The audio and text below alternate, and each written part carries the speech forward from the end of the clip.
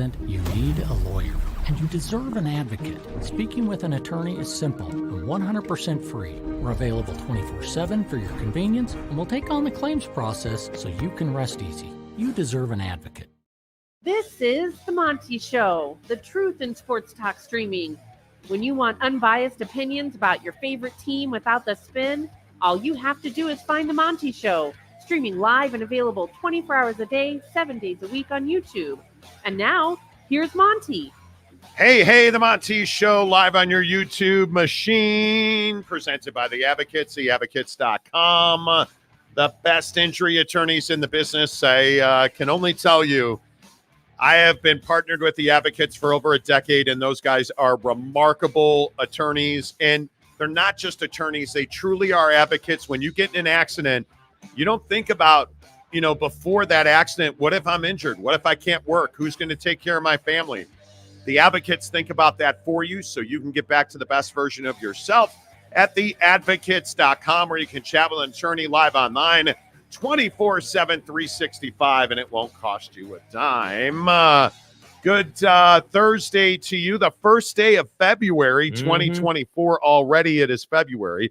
Don't forget, starting Monday, the Monty Show will be back in your morning time slot, 5 a.m. Pacific, 8 a.m. Eastern time, right here on YouTube. Of course, you can always watch 24/7, 365. Go ahead and hit the like button while we get into our lead story of the day, and I think it is this New York Jets story. I don't know if you guys have heard this, but The Athletic, which is one of the last bastions of actual journalism in sports in this country, or so it would seem. The Athletic talked to 30 different sources in and around the New York Jets who described a chaotic, ugly scene that took over the New York Jets in 2023, starting with Aaron Rodgers. Then he gets injured. Then it's Zach Wilson. Then it's Robert Saleh, and on and on and on.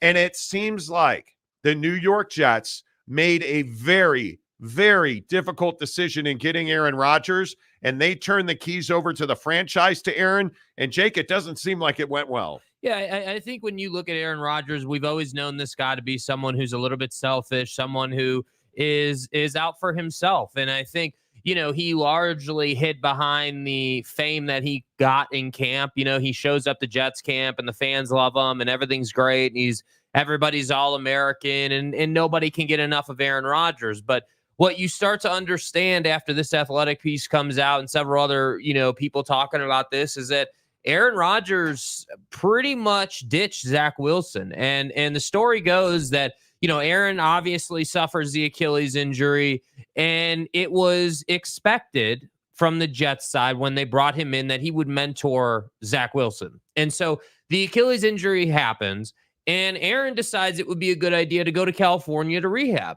And during that time, the relationship between him and Zach soured. They didn't talk nearly as much. Aaron was not mentoring him. Zach would reach out and Aaron wasn't available. He would not answer. So it seems to me that Aaron Wilson or Aaron Rodgers is who we thought he was, which is someone who's selfish and out for him. And I understand the Achilles rehab is grueling and rigorous and, it's all encompassing. But at the same time, you can't tell me you don't have 10 minutes in your day to talk to this kid and try to help him. And a lot of people said it's part of the reason why Zach Wilson was not so keen on taking back the starting role. If you remember, he was benched and then they wanted him to start again. And, they ran a couple of different guys through that role before asking Zach to finish out the season. And Zach was hesitant on it initially. And part of that was because Aaron Rodgers was not mentoring him and he did not feel ready to execute the role. And so that's where I say Aaron Rodgers is who we thought he was. He is exactly who I know him to be. There's a reason his family's not a big fan of him. There's a reason he's had, 80 million girlfriends who all say the same thing. There's a reason that the media has a bad relationship with Aaron Rodgers because Aaron Rodgers wants it his way or no way. And that's the hard part. I wish this guy would embrace the fact that he's older, that it's his job to mentor Zach Wilson. And that's part of what he agreed to when he came to the Jets. But of course, he's not doing that. So that's why I say Aaron Rodgers is who we thought he was. Breaking NFL news for you at this hour, as always, presented by Prize Picks, prizepicks.com, the daily fantasy partner of the Monty Show. Adam Schefter, ESPN, now reporting just moments ago, the Washington Commanders are hiring Dan Quinn, the defensive coordinator of the Dallas Cowboys. Dan Quinn is now the head coach of the Washington Commanders, and I think this is a shocking move for a franchise that really, you know, when you look at where they were, they had Ben Johnson all lined out and ready to rock and roll, and Ben Johnson pulled his name out saying that the only job he really desired to have outside of Detroit was the Los Angeles Charger job, which we now know went to Jim Harbaugh. And Dan Quinn, according to sources, immediately became their head coach candidate, de facto league candidate, if you will. And now the Washington Commanders have taken Dan Quinn as their head coach. Jake, are you surprised by this move? I'm not necessarily surprised per se. I think Dan Quinn was one of the last best candidates. I mean, if you can't get Ben Johnson, you're not interested in Vrabel. You weren't interested in Mike McDonald. Like, there was a lot of guys out there, but ultimately those guys took other roles or didn't take one at all. And I think Dan Quinn wound up being the best of the rest. And I don't really love Dan Quinn for the Commanders. I feel like they needed an offensive guy. I feel like, you look at their situation, they're going to spend a lot of money, and now you brought in a defensive guy. So does that obviously means you're going to be a defensive first team, which, we've seen that work in some cases and not in others. So we'll see. I think Dan Quinn has shown to be a great coordinator, but I'm not confident that coordinators always pan out as great head coaches, especially defensive ones. And so to me, if you're the Commanders, this is a bit of a risk, but it is what it is. I am really surprised that you look at the coaches that were hired. Commanders, Dan Quinn, defensive. Seahawks, Mike McDonald, defensive. Falcons, Raheem Morris, defensive. Like, you're having defensive guys hired. The Raiders, Antonio Pierce, defensive guy. Gerard Mayo, Patriots, defensive guy. I am a little surprised. Now, Canellis, Harbaugh, Callahan, those are offensive guys, but 6 of the 9 new head coaches in the NFL are defensive guys. And I sit here and I ask myself again, over and over again, and if I look at the names here, the Patriots, Gerard Mayo was a guy that was going to get that job no matter what as soon as Bill was done. I get that. Antonio Pierce, okay, he was in the system. The players advocated for him. I kind of get that one. But if we look at the Seattle Seahawks and Mike McDonald, I don't understand that. The Washington Commanders with a young head or a young quarterback hiring a defensive head coach, I don't understand that. Raheem Morris in Atlanta, I don't understand that. And listen, I understand that, Raheem Morris is a guy that everybody wanted to get a second shot. I'm down with that. But you've got to figure out what to do at quarterback here. And if you do eventually wind up trading for Justin Fields with the Bears, who's always talked about in Atlanta, is Raheem Morris the right guy for Justin Fields to develop and make or break? Because let's be honest, that's what it would be. Mm-hmm. If you traded for Justin Fields, it'd be make or break for Justin Fields in Atlanta. This doesn't feel like the right hire to me. And Dan Quinn in Washington doesn't feel like the right hire to me. Yeah, I mean, again, it's these defensive guys who are not quarterback gurus who are trying to win games on defense. And all I'm sitting here saying is that you look in your own division and you've got prolific quarterback play. I mean, say what you want about Jalen Hurts and Dak. I mean, yeah, you have 2 guys there that can shred even the best defenses. So that's why I say, like, you need a great offensive staff there to counteract the fact that your head coach is a defensive guy. I don't love this at all. I really don't. I look at Bobby Slowick and what is it about Bobby Slowick that somebody didn't like? What is it? If Ben Johnson truly didn't want the job in Washington, okay, I'm down with that. I understand it. You really, and to Ben Johnson's credit, he wanted to coach a team with a great quarterback. Justin Herbert is that great quarterback. I get it. Mm-hmm. That situation in Washington should be everything that you want as a head coach. You've got money, you've got draft picks, you've got some young talent, and you've got an aggressive owner that wants to win, and he is building you a new stadium. And you hired Dan Quinn? I'm stunned by that. And Dan is a Super Bowl head coach. Now, granted, it was a disaster in Atlanta, but are you telling me Dan Quinn was a right decision for that organization? Man, that's one you're going to question for a minute. I mean, it's certainly not the best you could have done. That's for sure. And I think that's what's hard is that as a new ownership group, with some candidates, you'll be attractive, right? New owner, you're going to spend money, you're going to do what it takes to be good again, right? You don't buy a team to have your team suck under your new ownership, right? I mean, you'd be hard pressed to do that. But I think the problem is that guys like Ben Johnson want a very specific situation. So like Ben Johnson doesn't want to go from, Jared Goff to a mediocre quarterback. If Ben's going to leave, he's probably going to want to go somewhere where he's got someone that he can really work with. And so, I think that's not Washington. And so Washington gets put in this position where it's like, new ownership, we're spending money, but we also have some baggage and some particulars that make us maybe not as attractive to top tier offensive minded head coaches who are coordinators right now. And so you get wound up in this position where guys like Dan Quinn want to be a head coach again, but you make that trade of having a defensive guy. So again, you're by hiring Dan Quinn, you're going down the path of, yeah, sure. Did he do what he did in Atlanta? Sure he did. And I'm not saying that that's impossible in Washington, but what you're basically asking him to do is you're essentially saying, hey, you got to go out and stop two of the best offenses in the league in Philly and Dallas. And yeah, sure, Philly sputtered down the stretch here. Totally get it. But generally speaking, they're pretty good. You got to stop those two in order to go out and win your division.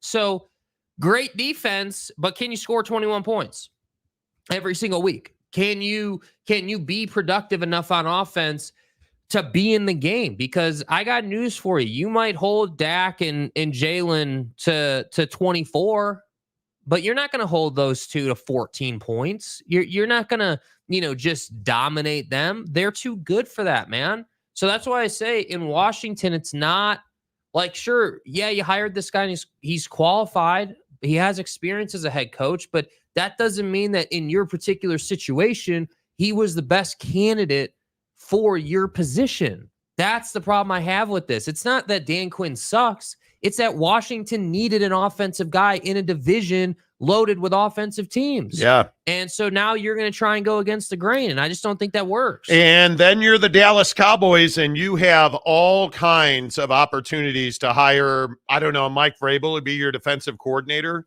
I mean, there are quality candidates out there to be the next defensive coordinator of the Dallas Cowboys. I think that is a position that I would be watching. And, one of the things we wanted to talk about today are all these college coaches leaving the college game to take coordinator jobs in the NFL.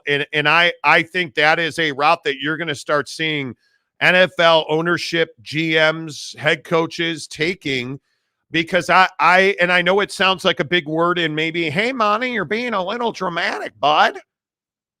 I think college football is facing an existential crisis of professional coaches who don't want to coach college football. And I think it is truly a crisis of existence in college football, whether it's this NIL BS, whether it is the portal, but now you're losing generationally excellent coaches. And a lot of them, like Nick Saban, retires, but you're getting these head coaches. Jeff Hafley at BC leaves BC to go to the Packers to be a coordinator, not a head coach. Like, that tells you, and he specifically said, hey, I don't want to deal with recruiting. I don't want to deal with NIL. I don't want to deal with fundraising. I don't want to deal with everything that I have to deal with because I no longer get to be a football coach. I have to be a fundraiser and a babysitter in an NIL conglomerate. And I think this is absolutely and I don't think existential crisis is too big of a word. I think this is a very important moment in time for college football. No question about it. And I think the baggage with college football is why Nick Saban retired. I mean, you look at the guys who are who are moving along in the sport. And it's like, dude, like if college football was still in a traditional setup, Nick Saban's probably still coaching, man. And because it's not, you're starting to burn these head coaches out. I mean, it used to be that we just talked about, hey, like hell, like you look at Todd Graham back in the day at ASU, right? What was the story with Todd Graham? Hey, this guy, you know, maybe a mediocre football coach, but a hell of a fundraiser, right? That's how we got the stadium reno done. So some guys are cool with the fundraising piece, but a lot of guys in the modern era are not. They don't want to. They want to worry about coaching football, not the fact that their athletic department lost $240 million and now they got to go fundraise. Like that's the thing. So the NFL with all these openings are like, hey, we're the Dallas Cowboys. Our defensive coordinator's open. You want to come down to Jerry World? Like, yeah, obviously I want to go and talk to Jerry Jones. That's the hard part for college football. I think it is very interesting to me that when we look at, again, I point to Ben Johnson and Bobby Slowick, but I mean, there are a number of guys. I wonder about Eric Bieniemy. Eric Bieniemy did not get a job again, and he interviewed for about half the jobs that he probably could have or maybe should have interviewed for. Mm-hmm. And it makes you wonder, is being a professional football coach any longer something to be proud of? Because it really just doesn't feel like it. And I know that, again, this may seem that I look at Dan Quinn. That's one of the worst Super Bowl losses in the history of the NFL. Yeah. And I look at some of these teams again. I look at the Philadelphia Eagles. I look at the Chicago Bears. How did you not make head coaching changes there? With a guy like Ben Johnson and Bobby Slowick available on the market, how did you not make a head coaching change? And I understand that Bobby Slowick got a massive raise to stay in Houston. I totally get that. If you are the Philadelphia Eagles and you ring Bobby Slowick's phone and say, hey, bro, we want you to be our next head coach, I don't think there's enough money in the world to keep him in Houston as an OC instead of a head coach. Mm-hmm. If you're the Chicago Bears, sure, you're a less desirable job. There's no doubt about that. But are you really telling me that Ben Johnson or Bobby Slowick is, if you tell them, hey, we want you to be our head coach and we're going to give you control of the offense? Are you kidding me? Come on. Aaron Glenn, okay, I get it. Mike Vrabel, I'm a little surprised Mike didn't get more of a look in Seattle. I look at Carolina. Was Carolina really that attractive of a job? No, it probably was not. No. But you look at some of these guys that got hired, and I'm sitting there asking myself, Pete Carroll, why are you so hot and heavy to get back into this profession? Because it is one that I just don't know anymore. I would not ever want to be a college football coach. I don't think you could pay me enough to do what Nick Saban did at Alabama. Mm-hmm. And I think the single reason he got out is because of this BS with NIL and the transfer portal. Certainly. And in the NFL, hey, man, if I'm Aaron Glenn, Ben Johnson, if I'm Mike Kafka is another guy that comes to mind. Is Mike Kafka a guy that you're like, man, I got to have him? Probably not. But that's a desirable name. I think the thing with the NFL is it's loaded with talent in the coaching ranks. And so sure, it's such a situational, opportunistic thing to get a head coaching gig. Like Dan wasn't even in consideration while Ben Johnson was available, right? Like, did they interview him? Sure. That doesn't mean he was on the short list. You know what I mean? I would agree with that. So then Ben Johnson says no, and other candidates say no, and now all of a sudden Dan's a top dog. So that's what I'm saying. You have to get lucky in that sense to get head coaching jobs in the league. There's a reason Eric Bieniemy is not a head coach in the league. I don't know what that reason is, but there's you look at it and you say, hey man, like this guy has been interviewing for years. But then how does Josh McDaniel get a second shot?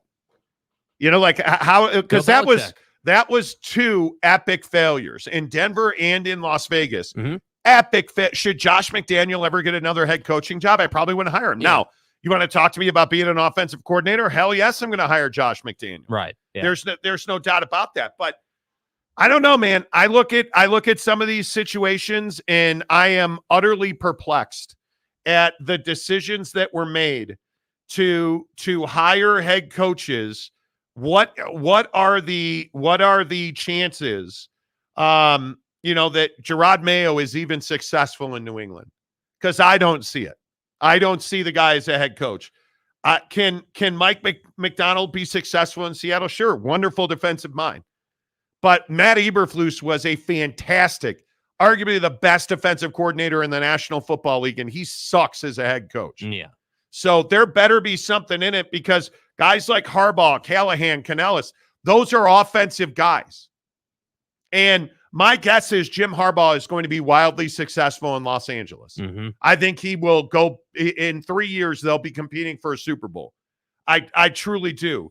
Dave Canellis is not going to succeed in Carolina because the owner's a dickhead. Yeah. I mean, that's as simple as that is. Yeah. And then I look at Brian Callahan in Tennessee. I think that is a very good hire. The other 6, I am shocked. I am shocked this morning that Bobby Slowick's not going to Washington, that Dan Quinn is getting the job in Washington coming out of Riverboat Ron Rivera. And Mike Vrabel, you're hiring Dan Quinn instead of Mike Vrabel. Yeah, I think, I look at that. I look at, you went from Bill Belichick to Gerard Mayo. Like, I get it. He's been in that system, obviously a Belichick guy, but I'm not so sure that's the best you could have done. Yeah, I would agree with that. I would agree with that, and I don't know. First comment today, Mr. Downtown, who's been a member of the show for a month. Let's go. You're supposed to. Thank you. Hey, there you go. Hey, thanks for coming. I'm sorry to wake you up this morning. It just takes a minute, bro. Good job. Good job. Shit, damn, I am tripping. Jets fan for 30 years. It's worse than. Did you really just say it's worse than the Adam Gase years? You didn't say that. Hold on. I know. Hold on. Is Adam Gates crazy-eyed, alien-looking dude Gase? Is he working? I don't know. I don't think he has a job. Josh Balla. Why do you think Tanner? I don't think about Tanner ever unless, what did I miss back here? Josh Baller. They needed to take Glenn from the Lions. You guys are having a whole conversation here. It's interesting that a lot of defensive coaches are getting head coaching jobs when the league is trending in an offensive direction. It's a huge mistake. Huge mistake. Jacob Guy, I'm a Falcons fan, and I don't understand the coaching hire either. I would have thrown every dollar I had. Every dollar I had. And if you didn't like Belichick, okay, point taken, Arthur Blank. You've hired the best coaches, and every hire you've had. Oh, wait, that's right. You've been terrible at hiring coaches. Yeah, I'm not talking about that. You've been terrible at drafting quarterbacks. Hire an offensive guy, let him choose your quarterback, and then build with him. That's the blueprint. Jacob, Marcus Mariota's not getting it done? Giggity. Good morning, sir. Defensive head coaches are okay as long as they bring in great offensive coordinators and let them run the offense. But now here's my question. Who are the best offensive coordinators available to you? Does Josh McDaniel get a job? How does Josh McDaniel not have an OC job? That's one of the best offensive coordinators in football. Yeah. Probably won't have a job. I don't know. Kim Coulter, I like Quinn moving from the Cowboys. His defense against Buffalo, Miami, and Green Bay was pathetic. I think their defense was they had personnel problems. First of all, I think when you look at, Leighton Vander Esch, how long are you going to hang on to that dude? Every year it's an injury with that fantastic player, but he's injury prone. I think they have cap problems. Their defense was the least of their problems. Yeah, the Trevon Diggs injury was rough. That was, and yet Dan Quinn sucks so bad, right?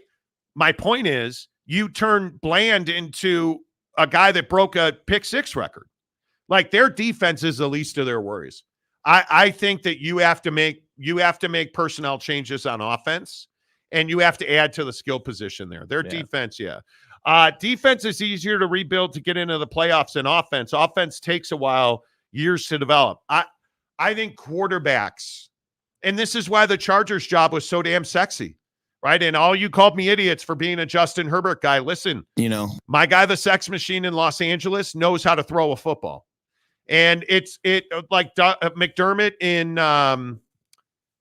Sean McDermott in Buffalo.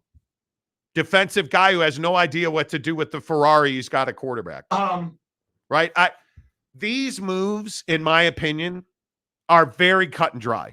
Like, we can go down the list of teams and I can tell you fire or keep or bench, start, fire, bullet. Like, I can tell you. And I feel like I would be right on about 90% of them. Like, if you look at the NFL coaching carousel this time around, I think most of them were wrong.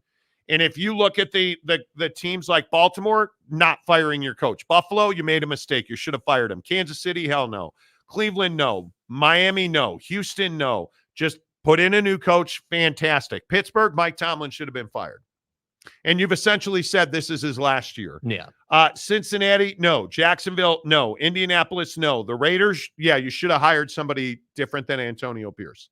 I think that was one of those situations where you couldn't tell your players no. And in my opinion, Antonio Pierce is a great defensive guy that's not ready to be a head coach. If that's my opinion, I could be wrong. Denver, you've got Peyton. The Jets should have fired Robert Saleh. Point blank, no doubt about it. The Titans made a huge mistake. Mike Vrabel should not have been fired. Chargers, home run. Patriots, huge mistake. Like, I go up and down. It's obvious. Carolina, no. Arizona, no. Commanders, huge mistake. Giants, huge mistake not making a coaching change. Atlanta, huge mistake. The Bears, huge mistake. Vikings, no. Saints, you should have fired the head coach. Should fire the head coach. You're going in the wrong direction. You don't have a quarterback, and you don't have any direction offensively. Your best quarterback's probably Taters. Well, look, they have a lot of direction offensively at the goal line, right? I mean, we know that. We know that. Look, no, I'm not playing. Seattle made a good decision. Don't know about the hire, but we'll see. Green Bay, no. Tampa, no. Rams, Eagles, huge mistake by the Eagles. Lions, no. Cowboys, no. And Niners, no. Pretty straightforward. Yeah. Yet, I'm a talk show host. I'm not an NFL owner. And I get it. My IQ is lower than the McCaskies. We understand it, right? Right. Yeah. Yeah. Mike McDonald to Seattle was a great hire, in my opinion. I don't think it was a bad hire. But again, you have nothing to inspire me offensively. Right? So if we look at Mike McDonald, that's a franchise that won a Super Bowl, went to a Super Bowl on defense, Legion of Boom. Okay, you're clearly a team that values defense more than offense. Sure. Not for nothing. What's the future of your team offensively? Who's your quarterback? Who's your running back? DK Metcalf. Are you keeping DK Metcalf? I don't know. I think all those questions are up in the air. And by the way, when you won a Super Bowl, all those questions were answered. So Quinn is too touch and go as a head coach, but rip to the Cowboys. That defense was held up by Quinn, not a player or someone else, but Quinn himself. And I think you got to go get Vrabel now. That or Jared, you call Bill Belichick. Why wouldn't you? Have him be your defensive coordinator or your defensive consultant or whatever you want to call it. Why wouldn't you? I would. Robert Rode. Gase got the Miami head coaching job after Peyton Manning's record year when Peyton was calling the plays. I have no idea why the Jets hired him after his time in Miami, because they're the Jets. It's what they do. And you didn't fire Robert Saleh after arguably the worst season that you've had recently. Like, Aaron Rodgers was an abject failure. Where is Aaron right now? Zach Wilson, failure. You haven't drafted well. You haven't developed well. Get the fuck out. Yeah, I've been immunized. Right? Take your ivermectin and hit the road. Anyway, Matt Ritson, what happened with David Shaw interview? How come did job NFL? Okay, first of all, it's too early to be drunk. Yeah, I mean, an antibody cocktail. It's like it feels aggressive. Yeah, it feels aggressive. I just think that David Shaw is somebody that is going to have to take a coordinator job to get a head coaching job. Yep. Here we go. Tanner Plummer, with all due respect, the coaching carousel isn't as cut and dry as you think it is. Okay, tell me which one I was wrong about. I think you look at look at the team, look at your Philadelphia Eagles. What do you mean it's not as cut and dry as we're talking about? It is. The Philadelphia Eagles made a mistake. You should have fired him, man. You didn't get the job done, and you look like a burning caboose through the last 10 weeks of the season. Like, what do you mean? And I'm just asking For a friend. Asking for a friend. When you look at his the entire, you threw the baby out with Nick Sirianni's piss water, not his bath water. Like you or his hot dog water. You basically fired his staff, and you're like, oh yeah, but we're going to keep you. What sense does that make? What sense does that make? And now you are going to hire coordinators, allegedly, and they're going to have to keep your staff because I'm Nick Sirianni. This was a mistake. There is. I just don't know how you say it's anything but that. Like, how do you say, yeah, it was a good decision to keep him? Like, your team degraded. Like, it wasn't like, oh, we lost the big game again. No, you looked uninterested. You looked lost. And my question, and I'm asking a legitimate question. When you hired Kellen Moore to be the offensive coordinator, did you say, okay, well, hey, who do you want to be your quarterbacks coach? Who do you want to be your analyst? Because an offensive coordinator, one of the most important positions to them is their quality control and their analysts. Because those guys crunch numbers. I can tell you in my experience, like Mike Martz had a guy named John Hadley who was unbelievable at statistics. But John was paid on the side because they didn't like their staff, right? Like the head coaches that I know well in the NFL, past and present, they all have analysts, they all have quality control guys, and they all have film guys. And those guys sit right here next to him. Mm-hmm. And OCs, the exact same way. And all those guys report to the OC and report to the head coach. And I'm asking you, if I'm Kellen Moore, and I know, as Tanner says, I don't know shit about offensive coordinators and coaching carousel. Right. If you're the Philadelphia Eagles, you hired a cast-off from Dallas and now Los Angeles, the Chargers, and Kellen Moore.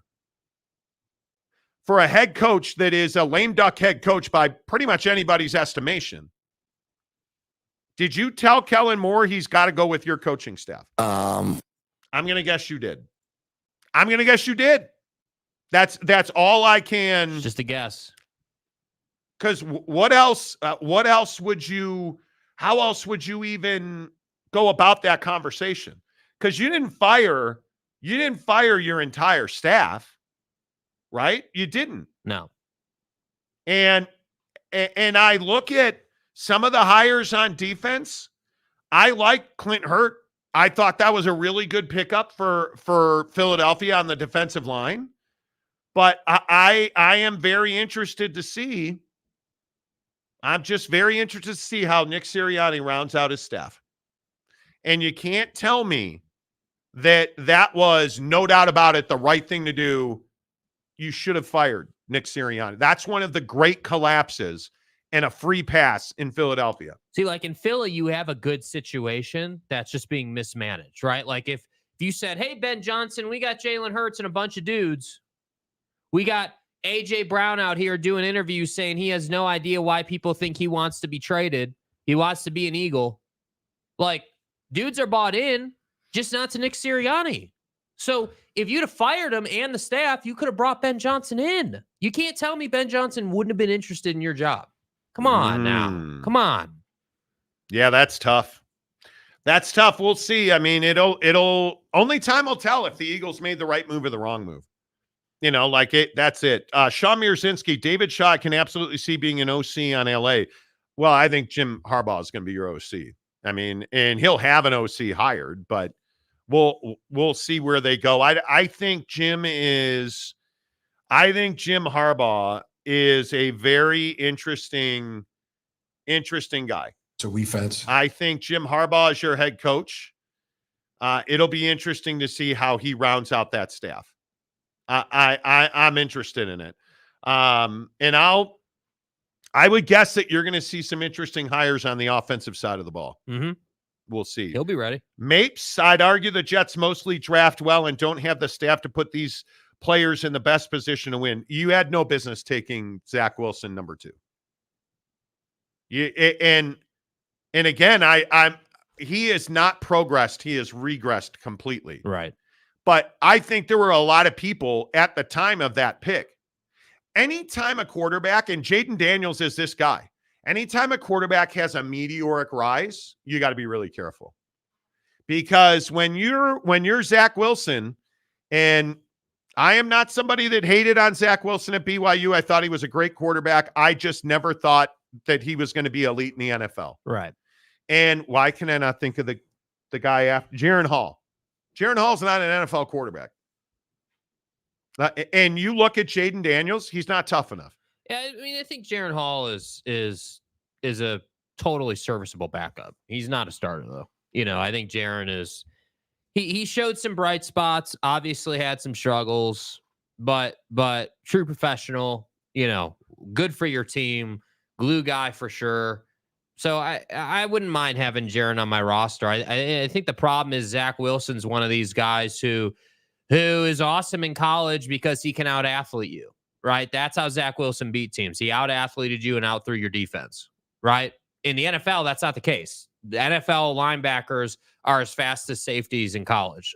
Like, they just are. So you're not going to outrun or out-throw defenses, which is why Zach struggles, because Zach doesn't like what he sees in front of him. He's not confident in his offensive line, and he's got a guy in Aaron Rodgers who's not mentoring him. So how is it that he's set up for success? This is what we said about Justin Fields all season. Yeah. Right? You look at these young guys, and they don't have what it takes currently to be successful in the league, so they need mentorship. This is why Patrick Mahomes is so good, because he was mentored. But I also go with why Jim Harbaugh brought Jesse Minter from Michigan to Los Angeles. Yeah. Because if you're going to develop guys, you have to trust your coordinators, because your coordinators largely are going to hire those position coaches.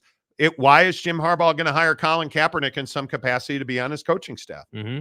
Because he trusts him. They have a relationship. Like, I think that these things handle themselves in my mind. Tanner says, I disagree. It isn't as cut and dry. There are too many factors to take into account to say it is. There's not, though. All due respect. There's not.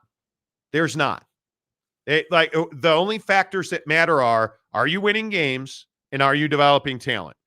Those are the two questions, period, point blank. Why is John Harbaugh the head coach of the Baltimore Ravens? There's one reason. Your quarterback's getting better. Is he good enough? No, Lamar's not. But if we go up and down and we say, hey, all these guys, Matt Eberflus, perfect example, should have been fired. You took Dad's sports car and you drove it into the ground, and then he bought you another one. That's what they're doing in Chicago. Right. Because and if you give up on Justin Fields, now you want to talk about quarterback? Justin Fields can be a starting quarterback in the NFL. He needs an offense not run by Luke Getsy, who didn't create an offense to support him. You need a guy in Justin Fields to get traded or signed somewhere where they will build a system around him, period. And every time we talk about these coaches getting fired, it's overwhelmingly their quarterback is a problem, and they didn't build a system around him. Robert Saleh with the Jets. Why are you going to get fired after this season? Because Aaron Rodgers isn't going to succeed because the culture sucks and he's toxic. Right. And Zach Wilson is an absolute dumpster fire. Because it's garbage. When you look at Philadelphia, the talent wasn't the problem. You have one of the most talented rosters in the league. The head coach is a flippin' weirdo, and his players didn't like him. And they weren't playing hard. They were not you're watching an entire secondary. You're watching an entire secondary run with their backs to the quarterback. And they got beat routinely, time and time again. And again. And you held on to that guy, even though his team quit, right? You look at, why did Ron Rivera get fired? Because the team sucks and they quit. Why did, Mike Vrabel, I think it was a mistake, but why did they fire him? Because they went with their general manager. The owner in Tennessee sided with the general manager over the head coach. I can get down with that. Why did the Seahawks fire Pete Carroll? Because it wasn't good enough anymore. Yeah. I can get down with that. I cannot get down with all the Atlanta Falcons hiring Raheem Morris. you have an offensive problem. Washington, you have an offensive problem. The Chicago Bears, you have an offensive problem. The Philadelphia Eagles, you have a culture problem. I get it. The Jets, you have a toxicity problem. It's not complicated. This shit is not 5 layers deep. Listen, it's rocket science Come trigonometry, bro. Come on. Who are we even? Like, I would love to hear what the other factors are that make this so complicated. Like, because I agree, it's really a simple proposition. You're either moving in the right direction or you're moving in the wrong direction. And I love that you go up and down all the teams in the league, because if it's one of those things in life where you're like, oh, opportunity A, yep. Opportunity B, no. It's that simple. You just know. And again, if you're the Chicago Bears, you have the number 1 pick in the draft. You fired your head coach. Justin Fields is your quarterback. Who are you going to hire? I'm hiring the best offensive mind available. I'd have hired Ben Johnson in Detroit. I'm hiring the best offensive mind available. And I likely would have let that offensive mind make a decision. Because, see, I was hiring him in January. I'd have fired Eberflus. I'd have fired him mid-season. Right. I'd have hired a coach. The first guy that I could get my hands on that I coveted, Ben Johnson in Detroit, I'd have hired him. And if that was today or a month ago, I'd have hired him. And I'd have said, I need a full, when I was interviewing him, I would have said, well, before we interview you, coach, I'm going to need a full breakdown and a synopsis of your beliefs and opinions on Justin Fields' future in the NFL. And I'd have asked every coach that. And I would have taken the guy who gave me the best answer. Here's why I like him. Here's why I don't. And I would have, frankly speaking, I would have asked that coach, Caleb Williams or Justin Fields, why? And I would have wanted tape. And when they came in, I would have wanted them to have tape ready, and I would have wanted them to have an analysis ready. And if it was Justin Fields, I want a development plan that I can see tangible results in, because we're either trading him now or we're not, or we're extending him through his 5th-year option. That's right, T. Football's not difficult. No. We make it difficult. Football's not difficult. It is that simple. Why do we make this so? Because I think we want to factor in, like, oh, this excuse, that excuse, like, like with Dan Quinn. Like, everyone wants to say, oh, well, Dan Quinn just sucks. Well, he doesn't suck, but they weren't good enough, right? That's right. Like, it's not like their defense was awful. The Packer game, in my opinion, is not indicative of what that defense is capable of or did for most of the season. But the reality of the situation is, the truth bomb that no one in Jera world wants to say is that's who the Dallas Cowboys are. You are the team that can't get it done in the big game. So if you want to blame that on Dan Quinn's defense, fine, be my guest. But the problem is the Commanders are never going to get away from the fact that you don't have a quarterback developer for a head coach. Oh my, Tanner, Tanner, I like you, dude. You don't know shit about the NFL. Like, this comment right here, this is it. Do you guys forget Philly won 11 games? Hey, did you forget what was it? 5 of their last 6? I think it's 5 of their last 6 in embarrassing fashion. 42-19 to the 49ers, 33-13 to Dallas, 20-17 to the Seahawks. Then you beat the New York Giants 33-25. You got beat 35-31 by the Cardinals, and then you got blown out by the Giants. Your team quit. They didn't play hard. And I know it's crazy. Then you got your ass beat by the Buccaneers in the playoffs. Yeah. So you lost 6 of 7. Did you forget we won 11 games? Did you forget you lost 6 of 7 and got humiliated 6 out of the last 7 weeks? Did you forget that your quarterback quit on you? Did you forget that your defense quit on you in the middle of a playoff game? And I know that Tampa went on to win the Super Bowl, and that, listen, Tampa was... And it was Tom Brady, and, And they like, unbelievable. Oh, wait. They got beat. Baker Mayfield looked terrible against a lesser when defense. I woke up this morning, I was feeling pretty dangerous. What do you do? Like, dude, You make me crazy. Tanner, legitimately, I don't know if you're just trolling or you quite literally know nothing about the NFL.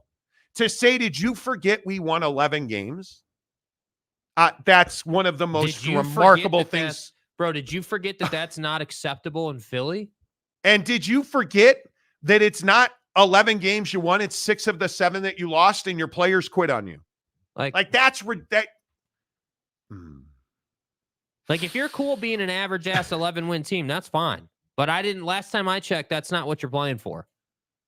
He's trolling. He's trolling. UW fan Jim, Jaden Daniels said the Heisman Trophy Awards that he added 20 pounds to his frame. How skinny was the dude before? How skinny is he now? Yeah, he's still pretty skinny. Again, let's Jaden Daniels or his twin brother, Bryce Young. And I'm a Bryce Young believer. I was completely wrong. Bryce Young, and now I don't know, it's probably premature to say he's a bust because that situation's horrendous in Carolina. Yeah. Horrendous. But Bryce Young, it really wasn't an injury problem. He has no offensive line and no weapons. Do I need to remind you they traded DJ Moore to the Bears? Does Bryce Young ever make it? Is he ever CJ Stroud? Is he ever better than CJ Stroud? It's tough to say. I don't know. Josh Balla. As a Lions fan, I'm thankful several teams made poor decisions. I'm really concerned about their ability to rebound from that kind of loss. You don't see that. The Chargers weren't able to do it. The Falcons certainly weren't able to do it. You look at like the Eagles who we're talking about here. You look at the Philadelphia Eagles and you're never coming back under Nick Sirianni. You were never coming back under Dan Quinn. Like you don't collapse like that. Right? You just don't. Yeah. The Saints on that weird completion run down the field, you don't. You don't come back. The LA Rams with Jared Goff. Right? You don't come back. You get rid of Jared Goff and you get Matt Stafford and win a Super Bowl. Yep. It's really tough to bounce back. And they're going to have to make changes on that defense. Because and this was one of the things with Aaron Glenn that I was constantly surprised about. Aaron Glenn didn't, and maybe it's talent back there, I don't know. You can't cover. You cannot cover. You had a football hit you in the face mask, bro. You can't cover. And Dan Campbell made horrendous decisions. I think Dan Campbell has to take this team back to the conference finals to keep his job. Agreed. Because if they don't win, if they don't go to the playoffs, oh boy. Oh boy. And again, not to keep going back to Philadelphia, what did we see? They'll be fine. They'll win the division. They'll be fine. They'll be fine. Oh, they're out. There's no they'll be fine. You have to stay on top, you have to make decisive, much like Bill Belichick did in New England, you have to make decisive decisions. And you have to have people making Jared Goff kind of money, making good, pragmatic financial decisions. Well, look what they did with Kadarius Toney in Kansas City. Yeah. He's not playing in that playoff game, right? And why is that? Well, you cost us wins this year. So, hey, you're not playing in this game. Maybe you'll play next week. Like, that's the type of decision-making veracity that you have to stay productive and to keep a winning team together. Because if you don't do that, you're not going to win. Yep, totally agree. Tom Dean, how a team finishes a season is largely based on injuries and coaching. And you look at the continued development, like, again, Philadelphia, they kept adding dudes. It's not like they were like, yeah, because Philadelphia had injuries. But you keep adding guys, and you just keep falling off. Yeah. And it's not, you don't get blown out. They didn't lose games. It wasn't like, Jalen Hurts threw a pick six with 10 seconds left. Yeah. They got their ass beat. They got beaten badly. And again, a lot of it is they could not defend on a defense that I think was really, really good. If you look at guys like Brandon Graham, Fletcher Cox, Josh Sweat, like you have Jalen Carter, I'll be interested to see what happens with him. But you have a lot of that secondary. Darius Slay is still very good. I think Reed Blankenship's very good. Like, you look at that defense, and I am very interested to see what they do, because I don't think there's any doubt that your Nick Sirianni's the problem there. Yeah. And I think the owner has said he's not paying multiple head coaches not to coach his team. So it is what it is. Oak State James, if I were the Bears, I'd get rid of the coach and hire Eric Bieniemy. Hi, this is James. Welcome back. He helped Mahomes develop into a megastar. Who believes that Eric Bieniemy helped Patrick Mahomes develop into a megastar? I do not. I think Eric Bieniemy is not going to be a head coach in the NFL anytime soon. And I think that because he went to Washington and it got worse, not better. Right. And there's no more, well, it's Dan Snyder's fault. Because they clearly, with the Chase Young trades, with they made changes. It got worse, not better. Yeah. So, and I'm going to say that Andy Reid's the one that turned Mahomes into a megastar. Yeah. So I don't. And the other thing is, where is his work history? Eric Bieniemy doesn't have a long history of making great quarterbacks. And I'm in the camp that says Eric Bieniemy doesn't have a history of making great quarterbacks. I need to see him succeed as a play caller and a developer before I hire him as a head coach. He's got to show the ability to make his own, to mold his team into what it needs to be. Because in Kansas City, did he have input on making a game plan? Yeah, he did. And he's a good offensive mind. But the reality of the situation is current day outlook says he had nothing to do with Patty. That was Andy Reid and that was Alex Smith. And honestly, that was Cliff Kingsbury at Texas Tech, right? Who set Patrick Mahomes on a proper course. Good Lord, today, you guys, here on the Monty Show. Hey, Monty. Breaking news from Chris Lowe at ESPN. Lane Kiffin is hiring Billy Glasscock as his general manager at Ole Miss. Glasscock is the guy. Dude, grow up. Glasscock is the guy. He is the guy that has helped Steve Sarkisian build his staff and his talent. He is largely responsible for everything that is player personnel at Texas. And he is, this is a stunning, dude, if the SIP don't win now, the SIP ain't never going to win. Like, Billy Glasscock is a heavy hitter. He is both thick and long as far as talent and skills. What? Can you measure it? What? Grow up. He's both thick and long. Dude, and experience are you kidding me? and ability. Dude. Grow up. Dude, grow up. You're setting me up for failure. Not everything is a dick joke. Well, apparently on this show, Grum, it is. That's right. That is actually a rule in the Monty Show employee handbook. Everything's a dick joke. The cack. That's a huge. That is a huge hire by Lane Kiffin. Yeah. All dick jokes aside, Billy Glasscock is a stud. Yeah. That's a guy that Lane Kiffin's kicking ass. Well, and I think, for Lane Kiffin, there's opportunity now. Now, again, Lane Kiffin's one of those guys that was, greatly impacted by Nick Saban retiring. I mean, Nick Saban retiring opens a window where Lane Kiffin can step in with Ole Miss and try to run the SEC. And I'm not saying he's going to be able to do that, but certainly, I think we all agree that Kalen DeBoer at Alabama is not going to be what Nick Saban was, and they'll be very good, but there's opportunity there. So when you look at incoming Texas to the SEC, Lane Kiffin is already stealing dudes. Like that's a pretty big flex in my opinion that he got him. I think that's a tremendous hire.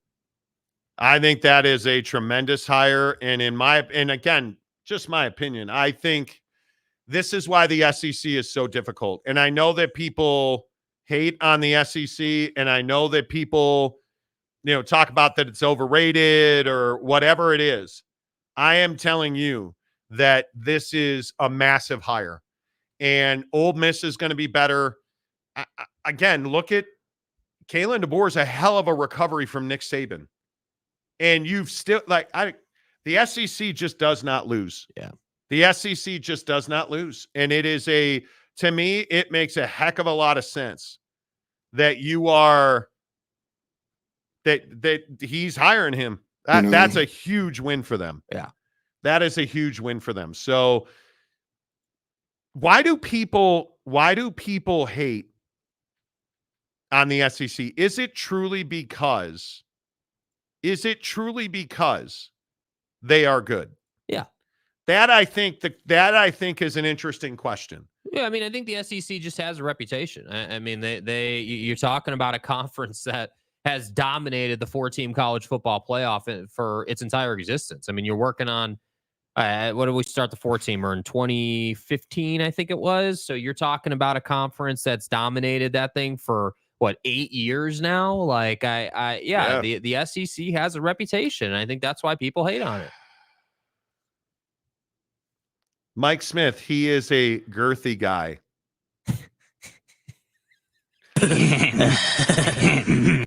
You hyenas just couldn't resist. OG Gary, glass cock is thick and long. His cock. Gumby fresh out. Ample blood flow is key. I need a dick. John Hamm, thick and long is something my wife has never said to me. Holding the dick. Sion Angelo, my idea of glass cock is completely shattered. His cock. Tom Dean, stay hard as glass. Oh boy, duck season's here. Oh. John Hamm, makes sense because she's been telling me mine is more girthy than yours. Why, dude? Why duck season? Why?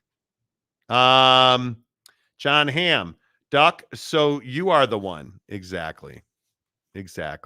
Tanner Plummer, I think people hate on the SEC because people think they're arrogant, but to be fair, they've earned the right to be arrogant.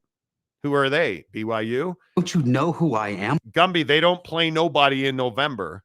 Even I chuckled when Jake said his name. Jake never said his name. He just, cock. There you go. That's how he. Man, Lane Kiffin really got it going with Glasscock. His cock. Grow up. We're not better than that. Big Blue Horses. The Commanders fan group and podcasters are going nuts. Rivera 2.0 today is going to be fun. Quinn will be fine for 3 to 5 year rebuild. GM is glue anyway. We'll see. You've got all that money and all those draft picks in a brand new stadium coming. So we'll see. Brandon Butler, people hate the SEC because they hate winners because they are not. See the Yankees and Lakers, consistent success breeds resentment. Yes, it does. Yes, it does. Carruthers, how are you? Good morning. KC for Prez. This chat is so outrageous. It is every day. What are you, new? Jaron Eccles. Yeah, some say she prefers a more tempered glass. Won't break. Bulletproof. Oh, bro. Wasn't there you guys remember the male enhancement product Extends? That was a male enhancement. Make your glass cock grow longer. Yeah. Wasn't there a bulletproof reference in that? I think we'll make you bulletproof. His cock. Coincidence? I think not. OG Gary, they hate the SEC because they know even a middle tier team will come and clap their team. No. How is it? Hey, Gary, I got a question for you, dude.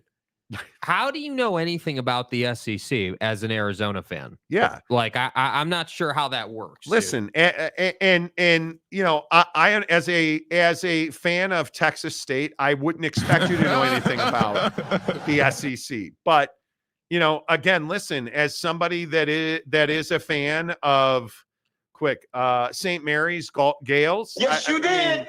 Yes, you did. It's amazing that you're that educated. I mean, you know. Nice. Oh, Tanner, I didn't know that Gary's an LSU fan. Who knew? I had no idea. Tanner, you're not serious with that, are you, bro? Like, dude. God. Like, hold on here. Let's see. And you guys wonder why I'm taking tomorrow off. Okay, here we go. Okay. Yeah, God. Tanner, did you not get much sleep last night? Like, what is the... I saw the 4 a.m., outside with your dog watching deer content this morning in our members only Tanner chat. in the Monty Show members only chat on Instagram was mesmerized by a deer. Deers. Which is cool. Yeah. But first of all, don't you understand that they won 11 games? That's bullshit. And now it's, hey, did you guys know Gary's an LSU fan? Guys. Wow. Hey guys. Wow. Well, I know Gary's, he hasn't been here very long, like a week on the show. I would have no idea about his, Central Michigan fandom. So you have no frame of reference here, Donnie. Like how would I know about his, from what I understand, he's a fan of the Ohio University Bobcats. Donnie, please. I can't name any more random colleges. I'm fresh out. I'm out. Josh Baller, it's similar to saying people hate them because they were good this year. That being said, SEC is doing great in all aspects with paying being legal now. So they're buying their wins. Hey, just don't. Go ahead and try me then. Who are you, Tennessee? Gumby. Oh, that's right, Gumby. My Gary's a Montana fan. Oh, okay. Here, I thought it was Wyoming, but thank you for clearing that up. I don't hate the SEC. I'm looking forward to Arkansas versus Oak State football. That is a regional rivalry, and they should play every year. Yay! I know when I think of the great rivalries in college football, I think about Okie State and Arkansas. Dude, Oak State. You're going to piss him off. But Glasscock is not made of oaks. Anyway. I think about the great rivalries in football, and, I know Bedlam sucks and nobody, wants it. Jackass.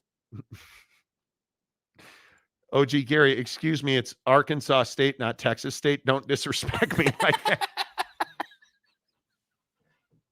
See, he gets it. Here I am. He gets it. Wasikowskinator, I thought Gary was a Michigan fan. No. Hiscock. No, Michigan State. He has a Mel Tucker. Yeah, FaceTime phone. Yeah, he has a Mel Tucker how-to manual under his pillow. Yeah. Mike Smith, some people don't like the SEC because they are not all in on Confederate State football family. I don't give a piss about nothing but the time, baby. Oh, so good. Tanner says, no, I wasn't serious. Yes, you were. You were too. UW fan Jim, we hate the SEC because they act like a middle tier team is better than anyone else. Well, because they are. Keep it real. Gumby fresh out a deer with ears. That's right. Me? That's right.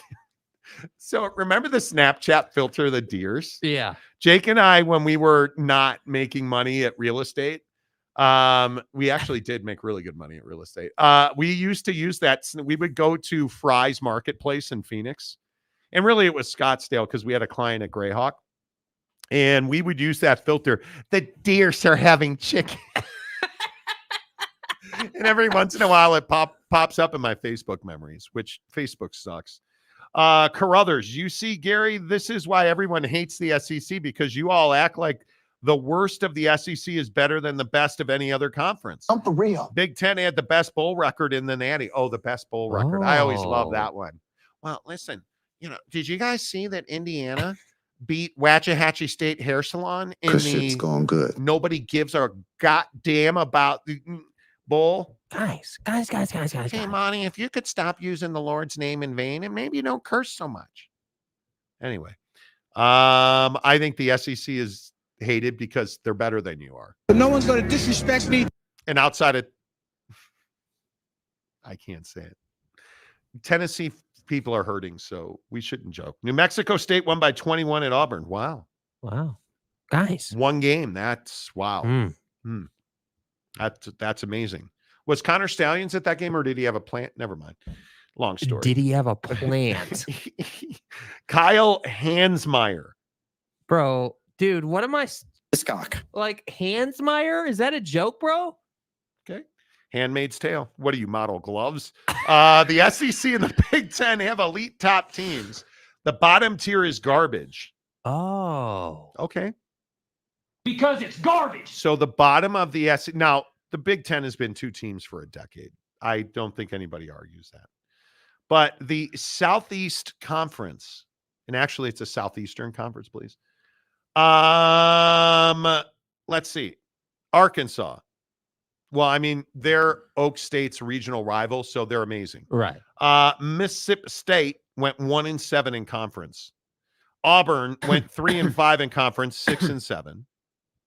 So let's put Mississippi State and the great regional rival Arkansas in there. Vandy was 0-8. I'm going to put them in there. South Carolina and the Florida Gators, I'm going to put them in there too because they were not bowl eligible. Uh-huh. So that's 5 teams. So the bottom half of the SEC sucks. Georgia, 13 wins. Missouri, 11 wins. Tennessee, 9 wins. Well, now we know, but Kentucky, 7 wins. Alabama, 12 wins. Ole Miss, 11 wins. LSU, 10 wins. A&M, 7, and Auburn, 6. I'm going to say that that's not a terrible bottom half of the conference. And I also think when I look at the Big Ten, I mean, Michigan State, Indiana, Nebraska, Purdue, Illinois, and Minnesota couldn't beat us in a foot race. With all due respect, they couldn't beat us. Nah. So I'm going to say the bottom half of the Big Ten is embarrassing. And really, it's 2 teams. It is Michigan and Ohio State. The Fighting Paternos, not really. But Monty, they have a better bowl record. Iowa scored 131 points. I'm going to say that's not good. Right? But if you look at the Big 12, look at the Big 12. I mean, you go to the Big 12, TCU, Houston, BYU, Baylor, and Cincinnati, Skyline Chili, were not bowl eligible. SEC or the Big 12, better football conference. I'm going to have to probably take the SEC as a better conference. I think you got to take the SEC. Right? Yeah. I think so. Especially this year without Texas and Oklahoma. Oh, yeah. Now. Yeah. I mean, that doesn't even count that. Yeah. Jesus criminy. Dude. Former Alabama coach Brad Bohannon. Yeah. Mr. Cincinnati baseball park gambling guy. Just received not 5, not 10, a 15-year show cause notice from the NCAA and a $5,000 fine, 3 years of probation. Bro. What?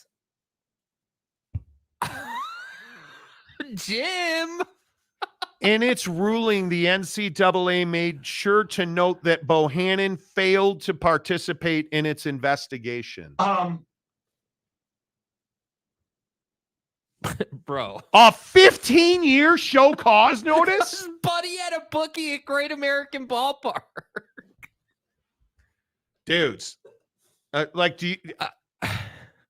hello? Jim, are you... if you felt these balls, Jim, are you out there? Are you serious? Stalwartness. Are you serious right now? Bro, Buddy said, I'm packing up the office and headed to LA because I ain't coming back, dude.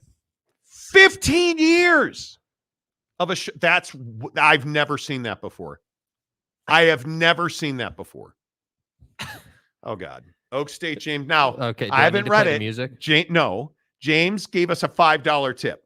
Is this about food or stadiums? Stadiums. And food. You're going stadiums. No, I'm going both. He usually does combo. Fuck, it's stadiums. The SEC has some really good stadiums. LSU. Hi, this is James. Welcome back. James has a YouTube channel where Yay! he reviews stadiums across the country. Go Hey, find guys. I believe it is called Okie State Mullet Stadium Reviews.com Hiscock. on YouTube. LSU, Georgia, Florida, Auburn, and Alabama's are really good. Bryant Denny is the best I have seen in person. It is what it is. That's amazing. I like it. A 15-year Bro, show cause notice. Dude got 15 years for gambling. OG Gary, if he's getting 15, then Jim's getting 25 to life. That's what I'm saying, bro. 25 to life. Oh my God. Any Michigan is screwed. Yeah. Dakota Tubbs. I don't want to read his comment. No, I'm kidding. Joseph, had only one large opt-out, being Marvin Harrison Jr. They trotted out there and got beat soundly in between the trenches. Okay. John Hamm, even Pete Rose is like, what the fuck, dude? Serious. They got 15 years. He can't coach in college sports for 15 years. Wild. You're done. Your career's over. Curse Charger Cal fan. SEC stadiums are just big, and they have some nice brick facades, but they aren't that nice on the inside. Can you measure it?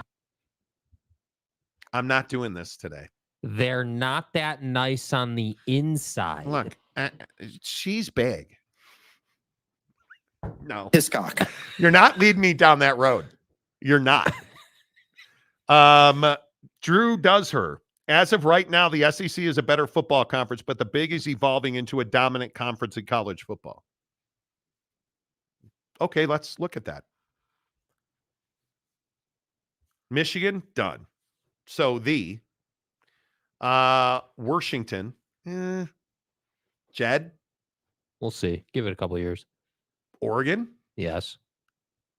that's pretty good. So if we're looking at UCLA, USC, pretty good.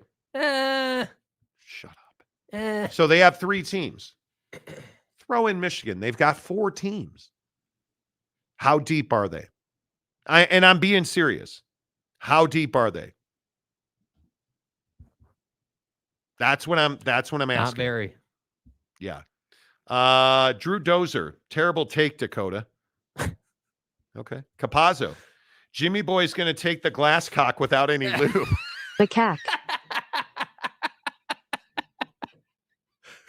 That's awesome. That's awesome. Gotta be America's team. Okay. James is stadium sexting. Yes, he is. Stadium sexting. Yes.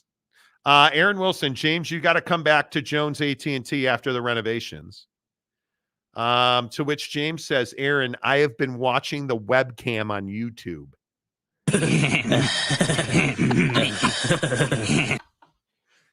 Dude, though, bro, honey, let's cuddle on the couch. Let's cuddle on the couch, make some dinner. I can't. No, I can't. Jones AT&T, the webcam's back up. I've got a full night of browsing ahead. Hiscock. Jer Bears on OnlyFans streaming the stadium. Can you bring me some barbecue beef sandwich from Buc-ee's, please? Thanks. I'll be in my den. Knock before you come in, please. The webcam. You really watch webcams on YouTube to be like, yeah, dude. Stay hard. Look at this nice stadium. Tom D, what's up, Tom D? Good to see you. Payson Cougar fan. Only one stadium sells Cougar tails. Yeah, Teddy Wayman's backyard. Okay. All right. It does. Dakota. Daddy drink greater than Lloyd Carr. Okay. Okay. No. Daddy. More Big Ten hate. I love overreaction offseason. Okay. Well, I'm just asking. Yeah. What hate is there? They're 4 teams deep at best. I mean, we don't know what Washington is. I think we know what the is.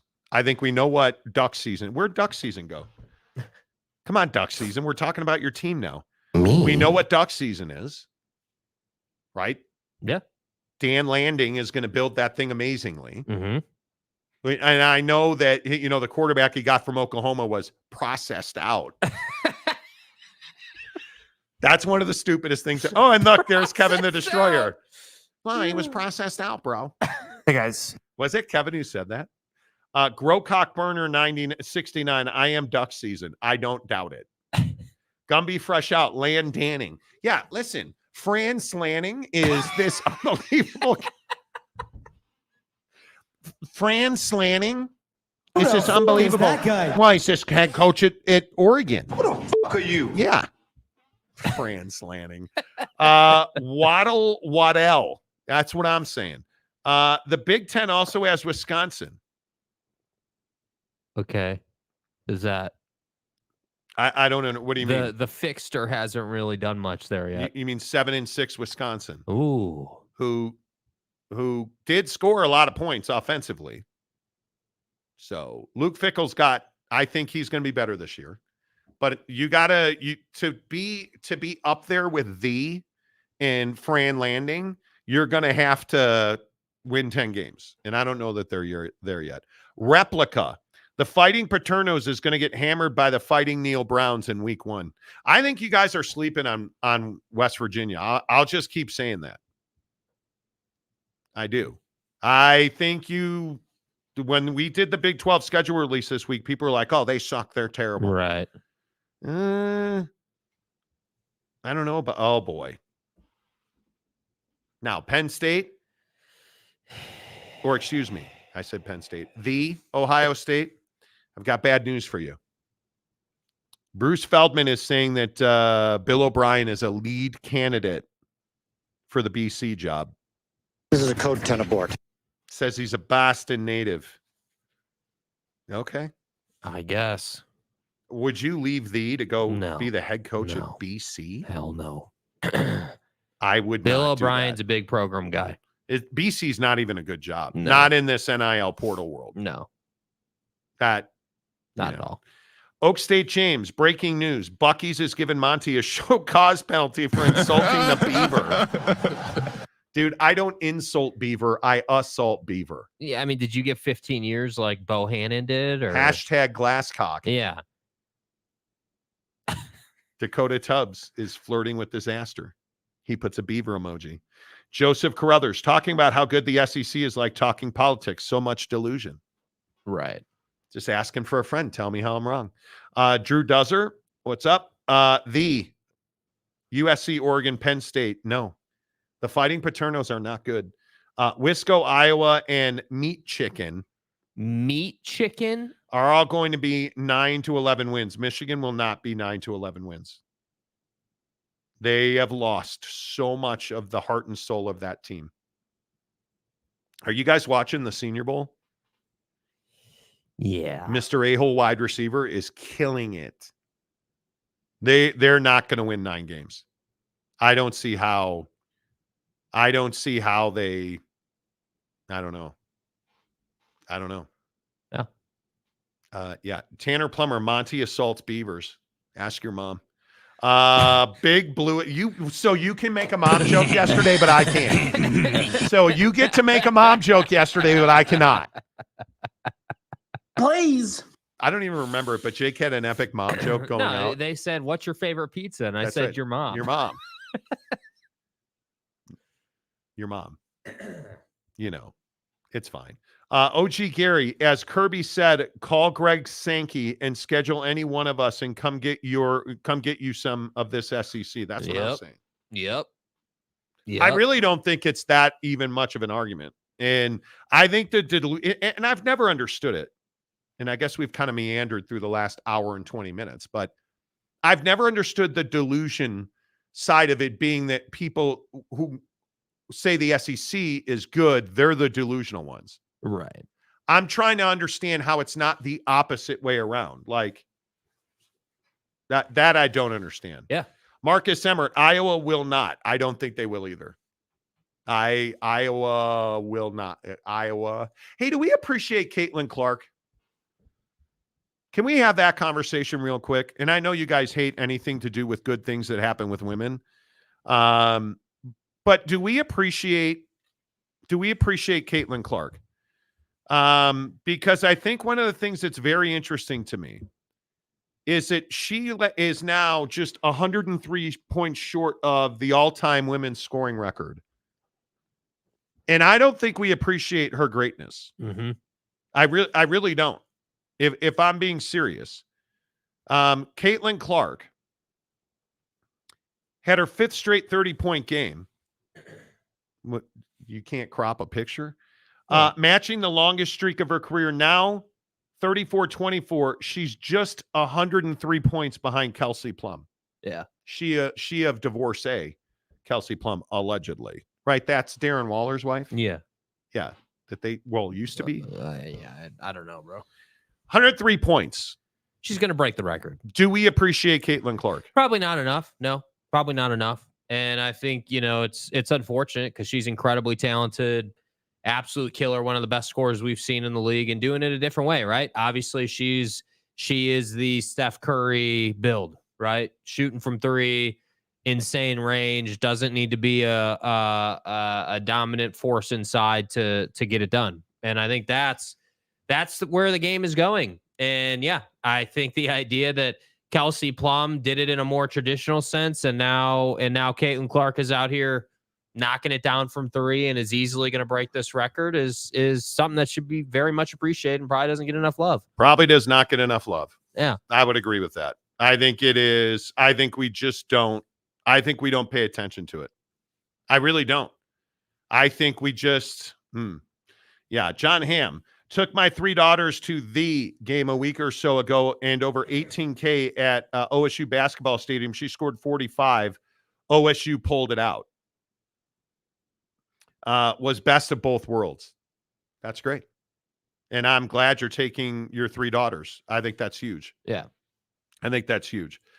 Drew Dozer, the entire city of Columbus went to the shot to attend the versus Iowa women's game. First time it's ever been sold out for an NCAA women's game in Columbus. That's great. And I think she deserves every accolade. And I think people like Caitlin Clark get beat up in this country just for being a woman. And I'm thrilled that she's achieving at the highest levels. I'm thrilled she's making money. I'm thrilled she's about to make a ton more money. And I just hope she stays healthy and just continues to dominate because she's earned every bit of it. Yeah. Robert Fowler, my girl, Caitlin Clark. Uh-huh. Are you on her birth certificate? Go to half her games. Give her respect she deserves. Soon to be all-time women's leading scorer. Indeed. I would agree with that. Tom Dean, Google tells me Lynette Woodard, Kelsey Plum, and Caitlin Clark. Yeah, I don't know about that. I'm not sure that's true. Could be wrong. But, Tanner Plummer. Hey, I'm just going based on what everybody was saying last night. Hey, Dozer, where's Columbus? Exactly right. Do you think she is better off staying in Iowa or going to the WNBA? That's a really difficult question. Depends where her priorities lie. She's looking to make money. It's probably better to stay. I would think her money would go up if she went to the WNBA because of endorsement dollars. Salary-wise, she's probably going to take a hit. Endorsements, I would guess it goes up. Yeah, that's true. Because she'll be able to get any shoe deal she wants. Yeah. So I wish that we talked about this on the show yesterday, but I wish that we didn't have to knock people down. The Luka Doncic nonsense with Jason Kidd and he's better than Michael. He's better than Dirk. Well, Dirk was awesome and we didn't appreciate him while he was playing. Right? I certainly didn't appreciate Michael Jordan while he was playing until the last probably 5 years of his career. I look at Kobe. We absolutely took Kobe for granted. So and this is part of my argument with a certain person who didn't want to go see Lakers and Celtics on Christmas. Just didn't want to go. And I say anytime you get to go see LeBron in person, why would you not go? Right. But some people in my life at that time but we saw didn't want to go. We saw LeBron 2 years ago. Right? Was it 2 years ago already? Yeah. Yeah. But hey, whatever it is you think you have to do. Not enough love for Washington State. Charlize Legger Walker helped beat UCLA. Unfortunately, ACL tear out for the year. Bro, what are you talking about, man? Okay. I was talking about Caitlin Clark, but Yeah. Biggest, bluest horse. Why do we do this? I heard Dakota Tubbs is a high functioning. Why? It says Roll Tide. Like, why would we? No. I want her to stay, but she will leave. Never know if she will get hurt next year and miss her chance. You can't stay. Yeah. You can't. Oak State, James. I'll take that SEC bet. Georgia and Okie State had a home and home versus Georgia. The Cowboys lost in 07 and won in 09.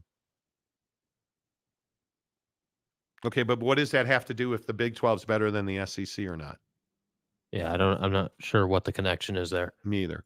Carruthers, can we call Jason Kidd delusional for saying that, or is that too far? No, he is delusional. But what else would you say? Capazzo, look, Jason Kidd was half sauced when he made that statement about Luka. Yeah, he always comes off as lit. A little bit. When you listen to him, you don't always have to be so negative. Because shit's going good. Right? I'm giving you a fucking answer. People will buy your You positive don't always shit. have to be negative. People will read your positive shit. No, they won't. Gumby fresh out. I'll go with Uncle Monty to see LeBron. Yeah, at least somebody wants to. Drew Dozer, outside UGA, who in the SEC will realistically compete for a national championship in 24? Well, I don't think there's any doubt LSU. Now that your quarterback weighs more than 100 pounds. But I think Missouri's going to take a big step back. I don't know how you don't. And I think Ole Miss. I think what Lane Train's building at the SIP is significant. I mean, and you're out to 12 teams now, so I would have to think that Georgia, I would feel comfortable saying Georgia, Ole Miss, and LSU. Certainly, I have to believe those three teams at that highest of levels. I don't think you can say Alabama because I think you're going to naturally not have the bump that you would have had with Nick Saban. Right. You're going to take a step back. So I think those three for sure compete. There's almost no doubt about that. So, but that's my opinion, and as Tanner said before, I don't know anything about football. Right. Yeah. I mean, that's obvious. But it is what it is. Couple more. Then we got to get to the NBA. Carruthers, speaking of basketball, got to go see the Blazers beat the Bucks last night. The Blazers were more bucked up than the Bucks. See what he did there? That's like bucked up and, bucked up with the Bucks. It all kind of fits together. Dame went home. Yeah. Paxton, Texas for certain. There's going to have to be a lot to come together for Texas to. Texas is very good. Yeah. A lot of talent. Is Brent Venables that dude at Oklahoma? Well, now he's going to get an opportunity to prove it. Obviously losing Dylan Gabriel is a big deal. Yeah. Getting processed out, Yeah. Yeah. I don't have any doubt about Texas. I forgot Texas for sure. But I'm also a Sark believer. Everybody, I know I got ridiculed Oak State, James, and everybody else was like, they're not back, Monty. I've been to their stadium. Let me tell you something. They're not back. Hi, this is James. Welcome back. Cotton Bowl sucks. I am of the belief that as long as Sark is there, they're going to be contenders. Right. So that's just my opinion. But I think if you look at Oklahoma and Texas, I just don't know if Brent Venables can build that program offensively. I mean, how do you explain Dylan Gabriel? Just want a bigger opportunity. I mean, I think Dylan Gabriel understands that if he's in the Big Ten, it's a better TV opportunity for him. Probably helps his draft stock, saw a window where he could go and win that job. And probably like Stan Lanning, if we're being honest. I think you have to have a big time quarterback. And I don't think that he does. We'll see. Listen, stranger things have happened, but I look at Oklahoma.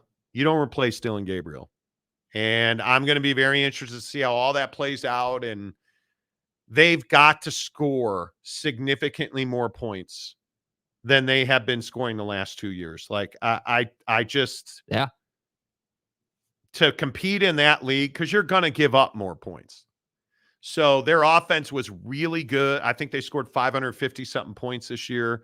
Their offense was really good, but you're going to have to up that now because your defense isn't going to be able to perform at that level. And I just don't know that he's the guy to do that. Yeah, I mean, like I said, I mean, maybe he is, and we just haven't seen it yet. But I think that Oklahoma and the SEC, that's going to be tough, dude. There's no question about that. Isn't that why Oklahoma and Texas are in the SEC? Yeah. That still does not, compute. Yeah, I would agree. Tom Dean is still on the NCAA record books. Okay. Appreciate you keeping us in line. Oklahoma quarterback Arnold will get eaten alive. Maybe. I don't necessarily believe that. I think that you're not Oklahoma without talent. The problem is that Jackson Arnold is a guy, and he's a Texan. I think that matters. But you had an opportunity, and you don't love the fact that he threw 3 interceptions against Arizona. Yeah. And it's a bowl game, and you're gunslinging, and I totally get it. But that doesn't feel great. That does not feel great. And so we'll see. I mean, what they did up front, I think, is interesting. Casey Thompson from Florida Atlantic is a nice transfer. Can he win the job? Can he be the guy? He's an 8.6. Like we'll see. See, like that's a guy that if you're Brent, you gotta develop him up. You gotta get him top notch. Yeah, totally agree. Wow, look at that, Eric C. Wow. Hey now. Been a long time since I caught a live show. Love seeing Monty and Jake still killing it. Keep it up, guys. Thanks for the show. Eric C., don't forget, next week we start mornings again. Your ass better be back in the chat full time, dude. Your no excuses. Ass better be. Dude, he's still crying and recovering over the Padres. Yeah, maybe you can keep Fernando away from, the motorcycles down there, okay? Thanks, dude. You're such a hater. Oh my God, Kevin the Destroyer. OU will be fine, which is translates in Latin to "we're fucked." Yeah, maybe OU will not be fine, dude. Maybe they can get processed out of the SEC. What do you think? Oh man, this Bohannon stuff that's coming out, dudes. Shortly after receiving the electronic message from Bohannon, the bettor attempted to place a $100,000 wager on LSU baseball at the BetMGM Sportsbook at Great American Ballpark in Cincinnati. But the sportsbook staff had such terrible gas from Skyline Chili, they limited the bettor to $15,000. The bettor then attempted to place additional waivers involving the April 28th Alabama-LSU baseball game. The sportsbook staff declined the wager due to suspicious activity. The activity included the bettor's insistent demeanor to get the bet placed and statements to sportsbook staff that the bet was, quote, for sure going to win, and, quote, if only you guys knew what I knew, end quote. The suspicious activity also included the bettor showing sportsbook staff messages from Bohannon, explaining that the messages were Bohannon informing the bettor that Alabama was scratching its starting pitcher before the game before Bohannon alerted LSU.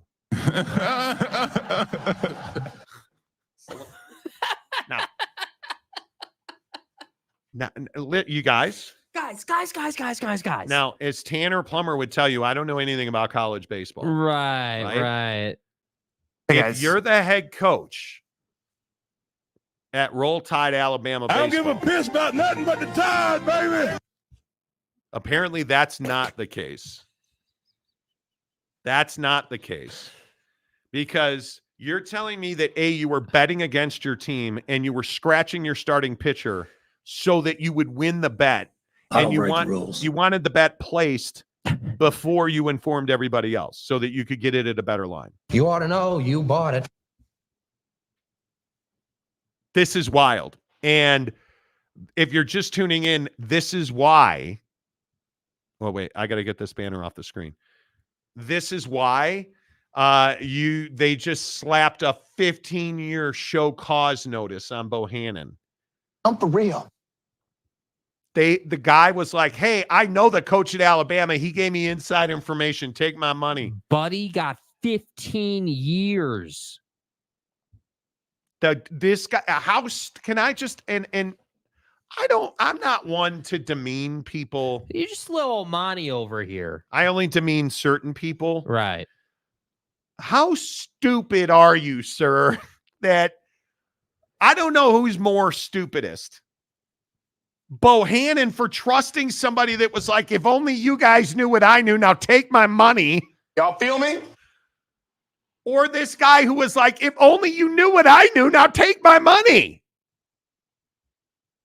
For sure they're going to win. If you knew what I knew, please take my money, sir. Sure, let me hold that money for you. The cops will be here in. Like, how do you walk into a sports? And listen, I'm just little old Bonnie. Right. How do you walk into a sports book? You're like, hey, listen, let me show you this phone here, okay? See this? This is Bohannon. This is the head coach in Alabama baseball. He's giving me the inside the 411. Let's go ahead and place that bet. I'll buy everybody a bowl of Skyline chili, bitches. Yummy. Dude, this is the same level of stupidity, if not more stupid, than Michigan trying to cheat by sending someone on the road to videotape the sideline when you're already getting the video for free and legally, sir. I'm sorry. Is 15 years enough of a show cause when you now understand what happened? You, bro? Holy cow. Oh, my God. By the way, it shouldn't be lost on anybody. He got 15 years partially because he wouldn't cooperate with the investigation. Sound like anybody else? Capazzo. I was supposed to come and golf this weekend, but certain people copped out. And then it started. Do you guys see the storm that's going from Los Angeles to Las Vegas today? Well, we're still golfing. Don't talk to me. Bro, we're still Don't golfing, talk to me, all right? Dude, we're still golfing. We are. But it won't be in St. George. Now we're going all the way down to Mesquite. What time does Showgrim start on Monday? 6 a.m. Mountain Time. Yeah. Early. Very, very early. You need to keep Fernando away from Fernando. You do.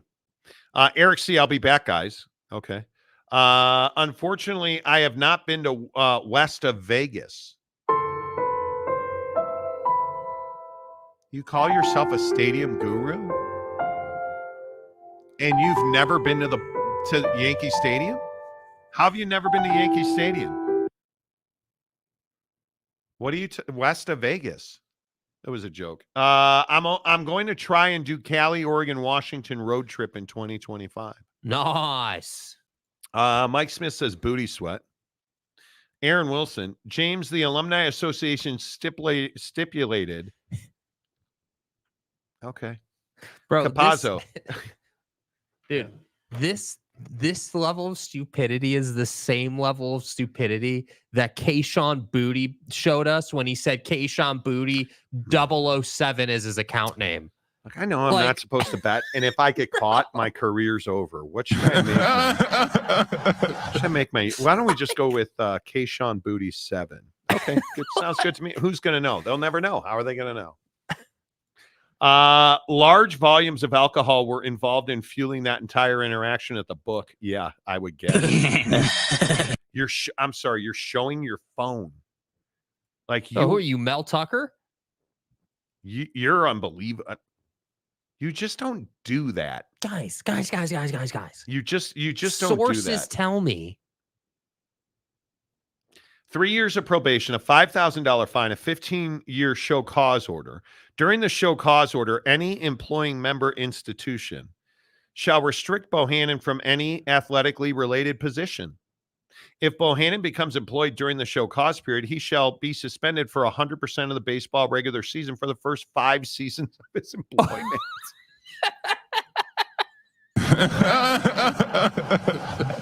Alabama will retain Epic Global Solutions to provide a comprehensive gambling harm and student athlete protection education program for student athletes, coaches, and administrators. But I'm just listen. Asking for a friend. Brad Bohannon's never going to work again. Brad. Never going to. The school and enforcement staff also agreed that following his separation from the school, Bohannon failed to meet his obligation to cooperate with the NCAA investigation when he did not participate in an interview, did not disclose relevant information, and did not provide access to electronic devices to further the enforcement staff's investigation. Jim! Hey, Jimmy! You might want to read this press release, Harbs. This is wild. Yeah. This is absolutely wild that this is, I can't believe they did this. I cannot believe that the school and enforcement staff agreed that violations in the case occurred when Bohannon communicated via encrypted messaging app with an individual he knew to engage in sports betting activity and provided insider information about the starting lineup before notifying the opposing team. Bohannon specifically texted, quote, student athlete, name redacted, is out for sure. Let me know when I can tell the opposing team, hurry. Which is to say, place this bet so I get the better line before I announce my pitchers out. This is wild. How pervasive do you think this is? I think it probably happens a ton. I think there's a lot of people probably doing stuff like this. You know, you're in a position where, you know, you have the information. So this is, yeah, I don't know. OG Gary, if I use my real name, they'll never believe it. So K-Sean Booty 01. Who's going to know? They'll never know. Jay McClanahan, here we go. The music. Let's go. You know, big blue horse, biggest, bluest horse. Good day to clap dem cheeks. Dude, what are you doing? Like, what do you mean? What do you mean? Yeah. Okay. The real question I have is, how did he make bets? How did he make bets before he got caught? I bet he made a lot of bets. I'm sure he did. I bet he made a lot of money on a lot of bets that he bet on, I bet. I'm guessing it was a lot. Bet. Because, bet. I'm guessing this was not his first rodeo at Great American Ballpark. No, it wasn't. With said buddy who and if you're Brad Bohannon, are you not just torching this dude for doing that? And is it not lost on anybody else that he was at Pete Rose's Cincinnati location? Bro. It's the Cincinnati Reds ballpark.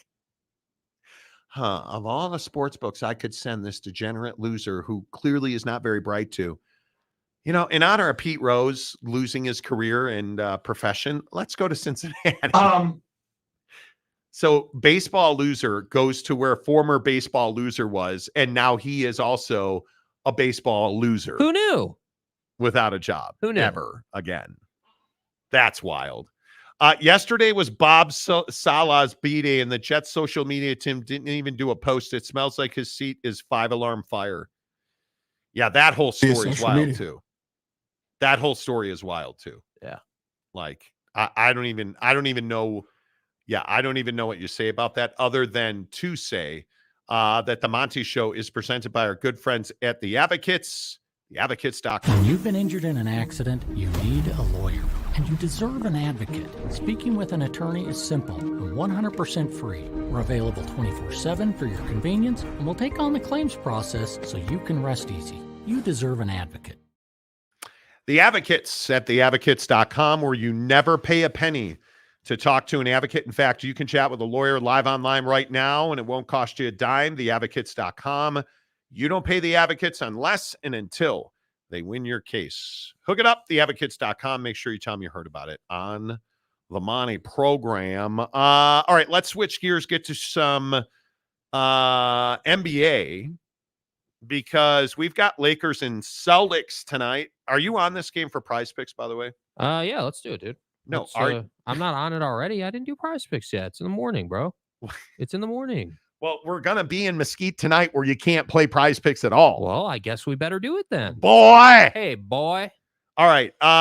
Do you buy that LeBron James is trying to get out of LA? Are you one that believes that LeBron wants to leave the Lakers? I mean, how could he not? They're a struggling, mediocre, bottom of the table team in the West, and it's the Lakers, but they need to get their money right. That's the reality of it. And by the way, the idea that you don't have a pick of your own, I think it is till 2030. I think it is crushing. So yeah, I mean, do I buy it? Yeah, I buy it a little bit. I think the guy wants to win, but I think more than anything, the guy wants to play with his son. That's what I think. I think the guy absolutely, positively wants to play with his kid before he retires. So yeah, I believe the story of, hey, he's going to enter free agency. Yep. He'll go wherever Bronny gets drafted, and they'll ride off into the sunset. Yeah, I believe that. All right. So should we pick them tonight? Prize Picks, prizepicks.com, the official daily fantasy partner of the Monty Show. Use the promo code Monty to get 100% deposit matching. I love the combos. Anthony Davis and Jaylen Brown tonight. Mm-hmm. Celtics hosting the Lake Show. Yeah. 5:30 p.m. Boston time. It'll be 7:30. 48.5 combined points, Jaylen Brown and Anthony Davis. Anthony. I like that one. You've got LeBron and Tatum for 52.5. Hell no. Yeah, that's tough, bro. LeBron and Donovan, 53 points. No. Yeah, I either take Anthony Davis at 19.5 points on a Green Goblin, which means you get a higher rate. Mm-hmm. I think I'm going to stick with Anthony at 19.5. I'm taking LeBron straight up for more than 24.5 points because it's Boston. And I'm going to take Drew Holiday on a Green Goblin for more than 9.5 points. Really? Yeah. I think that's a pretty safe selection. I think Anthony Davis is due. He has not had a monster game in a long time. He's got a Goblin number. 49.5. I don't think you can do that. No. For what? Points, rebounds, and assists. Meanwhile, Jaylen Brown has got a Green Goblin, which is lesser, but still difficult at 29.5. I think I could see him doing that. It's Jaylen Brown is one of those guys that is so hit or miss, man. Like he is.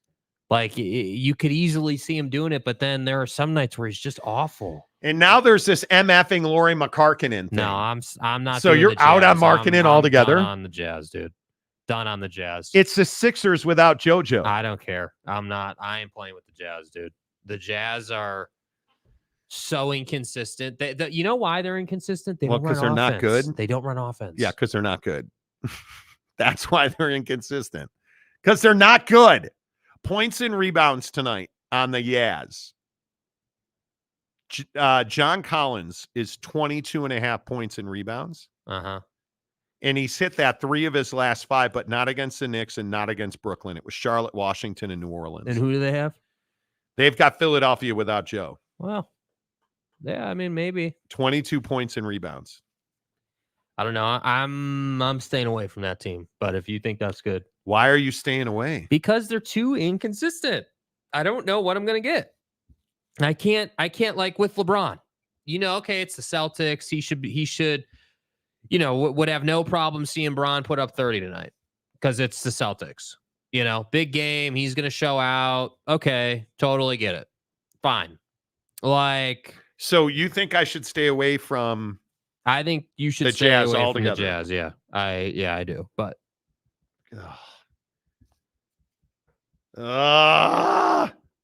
like, I really like this Tyrese Halliburton 19.5 points tonight against the Knicks. Colin Sexton 21.5 points and rebounds. Nah. Yeah. Okay. God, why? Walker Kessler 12.5 points and rebounds. You're saying no. I'm saying don't do it, man. My God. I don't know what to do with it. Today's a tough one. And there are no specials that I see today either. I should have played Caitlin Clark last night, and that would have absolutely. Should we do some? No. Should we do some PGA? Round 1, 69.5 strokes, Colin Morikawa. I think you got to go over that. Because isn't the weather at Pebble really bad? Yeah, it's not great. Yeah. See, this is, you guys, do you see the degenerate that I've become? Weather. Morikawa at 69.5. Colin Morikawa. Pebble Beach. Pebble Beach. Pebble. Oh yeah, terrible. 54 degrees. Periods of heavy rain. And the wind is gusting from 6 to 16 miles an hour. What do you think about the rookie, Nick Dunlap, 72? I would go over that. I think he's going to be nervous. I got to take Colin Morikawa over more. Yeah. I'll go with you on that. I'll go with you on that. Okay. I got to flex it. 25 to win 50. Place the entry. Sugar Mugga, baby. Okay, Colin Morikawa, more than 69.5 strokes. Drew Holiday, more than 9.5 points tonight. Labram James, more than 24.5. And Tyrese Halliburton, more than 19.5. You went 4? I didn't do it yet, but I'm thinking about... Don't break the... Dude, there is But you did that before and you won. You did that before and you won. Like, don't go over 3. 3 on a flex play. Dude. Smack down a dizzle. Your I don't know what I just said. You don't play 4. It's always 3. Okay. It is always 3 on Prize Picks, dude. They are begging you to play 4. Get rid of Labrum and go with the other 3. Who'd you get rid of? Halliburton. Okay, keep it. Okay, leave it. But then. that's only 20 to win 35. So go 25 to win 50. You don't have a goblin, do you? Yes, I do. Oh, okay. I have a goblin and a Drew Holiday. How much you got in your account right now? 195. That's it? Yeah, that's it. I got 300. Great, dude. That's good for you, man. Okay. Love it. All right, here are my Prize Picks. Anthony Davis, 19.5 points. And you guys see these green goblins right there? That means it's more difficult to achieve. So it pays at a higher rate. So Anthony Davis at 19.5. Jaylen Brown against the Lakers, 29.5 points, rebounds, and assists. And Colin Morikawa to play crappy golf in shitty weather. Okay, I'm going to go Drew Holiday, Colin Morikawa, and Tyrese Halliburton. $25 to win 75 on the flex. Whoa! Yeah. Yeah. Why are you at 75 and I'm only at 50? You're sure that's a flex? It's a flex. The reason it's 75 is Tyrese Halliburton is a demon on 19.5. On the red? Yeah. Oh, my man. Yeah. Let's look at Jakey Two Holes.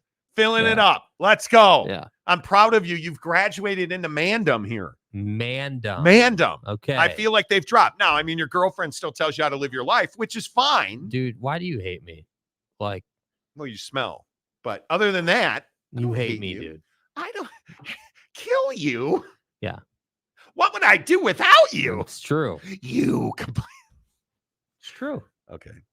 I don't know if it's true or not. It's fine. Jaron, aren't the green goblins easier to achieve? Red ones are more difficult. Green means it is hard. Red means hardest. No? Okay. I opened the door for you. Thank you. Macaque. I opened the door for you and you don't take it. Macaque. It is what it is. It is what it is. Okay, yeah, there you go. There are Jake's Prize Picks right there. Right there. Okay. Okay, are we ready to do non-sports yet, or what are we doing? We can do non-sports. Robert Fowler, go under on Brown. Now you tell me. That Anthony Street Clothes Davis, that's Anthony Street Clothes Davis. Anthony. Boy. Anthony Street Clothes Davis. Paxton, under on Brown, under on Collins. I am now. Okay, wait. No, you guys, everybody in this chat room, don't put your predictions until fat ass loses his bet. Who are you, Brad Bohannon? Okay, everybody, unleash the gates of hell on Monty. I knew today would be shitty. Don't forget he took the over. Under, Monty. Go under on. Oh, sorry. I tried to get it in before you put it in. Yeah, getting it in and putting it in are two different things. You know what I mean? Hiscock. Monty, go under. Too late. Boyd Lake. Monty in the morning. What could be better? Nothing. Your mom. Okay. John Hamm. Jake needs to ask future wife before he plays 4.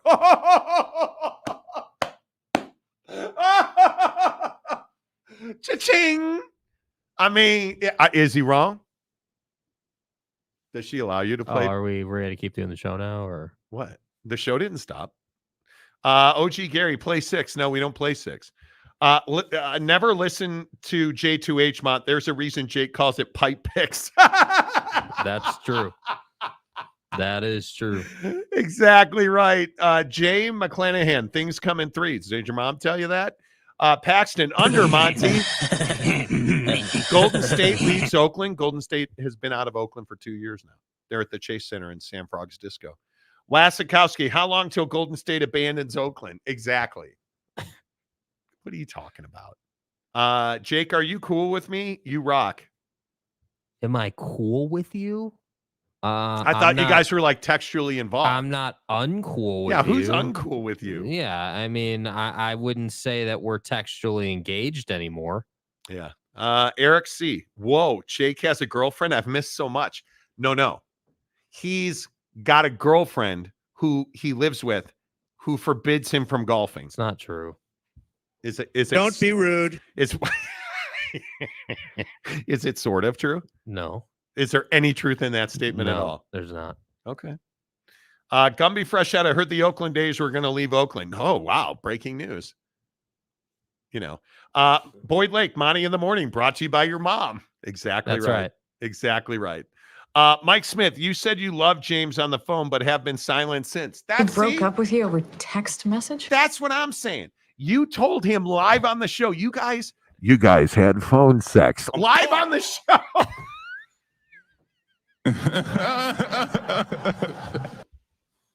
Tell me I'm wrong. Tell me I'm wrong. Bro. Am I wrong? No. Did you say the LOVE? No. Yes. You love you. James, I'm trying. Love you. I doubt that. Instant replay. I'm trying. Ah! Oh, okay. I have to go. Okay, love you. You want to? Love you too. Oh, cursed Charger fan. Dude, he's married.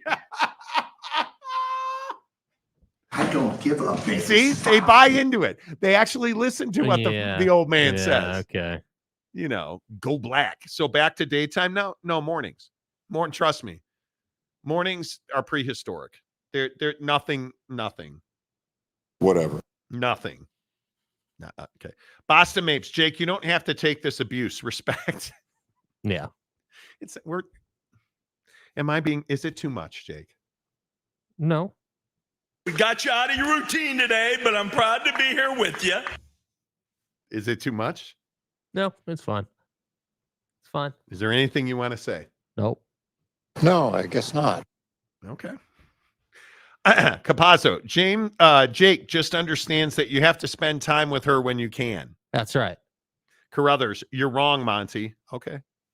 Eric C, hell yeah. Congrats, Jake. Yeah. Married guy. He's not married. Lakers and the points. Okay. I love screwing through the popular pick sections. There's usually a solid pick or two in the bunch. Me too. I love it. Monty had too much bucked up this morning. Truth. Boyd Lake. Congrats, Jake. I hope it works out. Thanks. Wait a sec. Is Jake getting teary-eyed? No. Nope. Not teary-eyed at all. What do you mean? Nope. How many people have messaged me the last few days? Hey, bro. On DM, I didn't want to say anything in the comment section. Does Jake have chlamydia? Stop being a pussy. I was just watching the show, bro. And bro, do you see bro's eyes, bro? He's got big bags under his eyes. Oh, dude. One guy who DM'd me was like, hey, bro, hey, can you please take Jake to the doctor? I'm really worried about him. Listen, we're in a strange time. Did you know that STDs are an all-time high? Has Jake been tested? Hydroxychloroquine. I'm serious. It's like 4 or 5 people have DM'd me. Hey, bro. Hey, Monty. I know you hate Jake, but you should ask him to go to the doctor. He doesn't look well. How are you okay? I'm fine. I'm good. You're coming out of sickness, The right? coronavirus. Yeah, I'm good. Robert Fowler, look how red Two Holes' face is. See? Jakey, are you okay? I'm fine. Who punched you in the face under your left eye? Your mom. Okay, well, She's prone to violence. Affects me. Trust me, I grew up in her house. When I say she's prone to violence, yeah, she is prone to violence. I ain't even trying to pull no punches. J2H is crying on the inside. Damn it, Monty, give that boy a hug. Dude, he has lice. He does not have lice. The funny thing is, this is not how we are in real life. Yeah. Like the ball busting is amazing. Tanner Plummer, hey, Monty, can you take Jake to the doctor? He's looking a little pale right now. Monty. Hey, Monty, I know you're a fat, dying Mormon, but you don't have to take Jake with you. Dude, take him to the doctor. There's ointment for that. It's not the best situation, and we all know that. He's also Mormon and will die soon. That's right. I think it's interesting, and we're seriously going to talk about chlamydia in a minute. It's a huge story. I think it's interesting how many people will DM us and be like, dude, are you okay? Oh, hey, man, it doesn't look like you're doing well. Dude. I had a guy a couple of weeks ago like, hey, are you trying to lose weight? Like, you look gaunt. I look gaunt. You know. And I would note that you misspelled gaunt in your stupid DM. Jakey Oak State James, Jakey 3 rings. How do you know? How do you know? Hello, we are not available now. Well, because who else wears a belly chain that connects down below? Engagement ring, wedding ring, and suffering. See what he did there. See what he did there. J2H is Lord of the Rings. Okay. Carruthers, Monty is Catholic, Mormon, and hates BYU. All in one total package, dude. I got a package. Come on, Jake. Pull a Michigan and put a ring on it. We believe. Oh my God. Right. Put a, Doesn't get any more red, white, and blue than that. Cursed Charger Cal fan. Does Jake's wife watch the show? Okay. Should we just end the show now, or does your wife watch the show? No. So she is your wife. He didn't deny it. Jake is not married. And pardon me.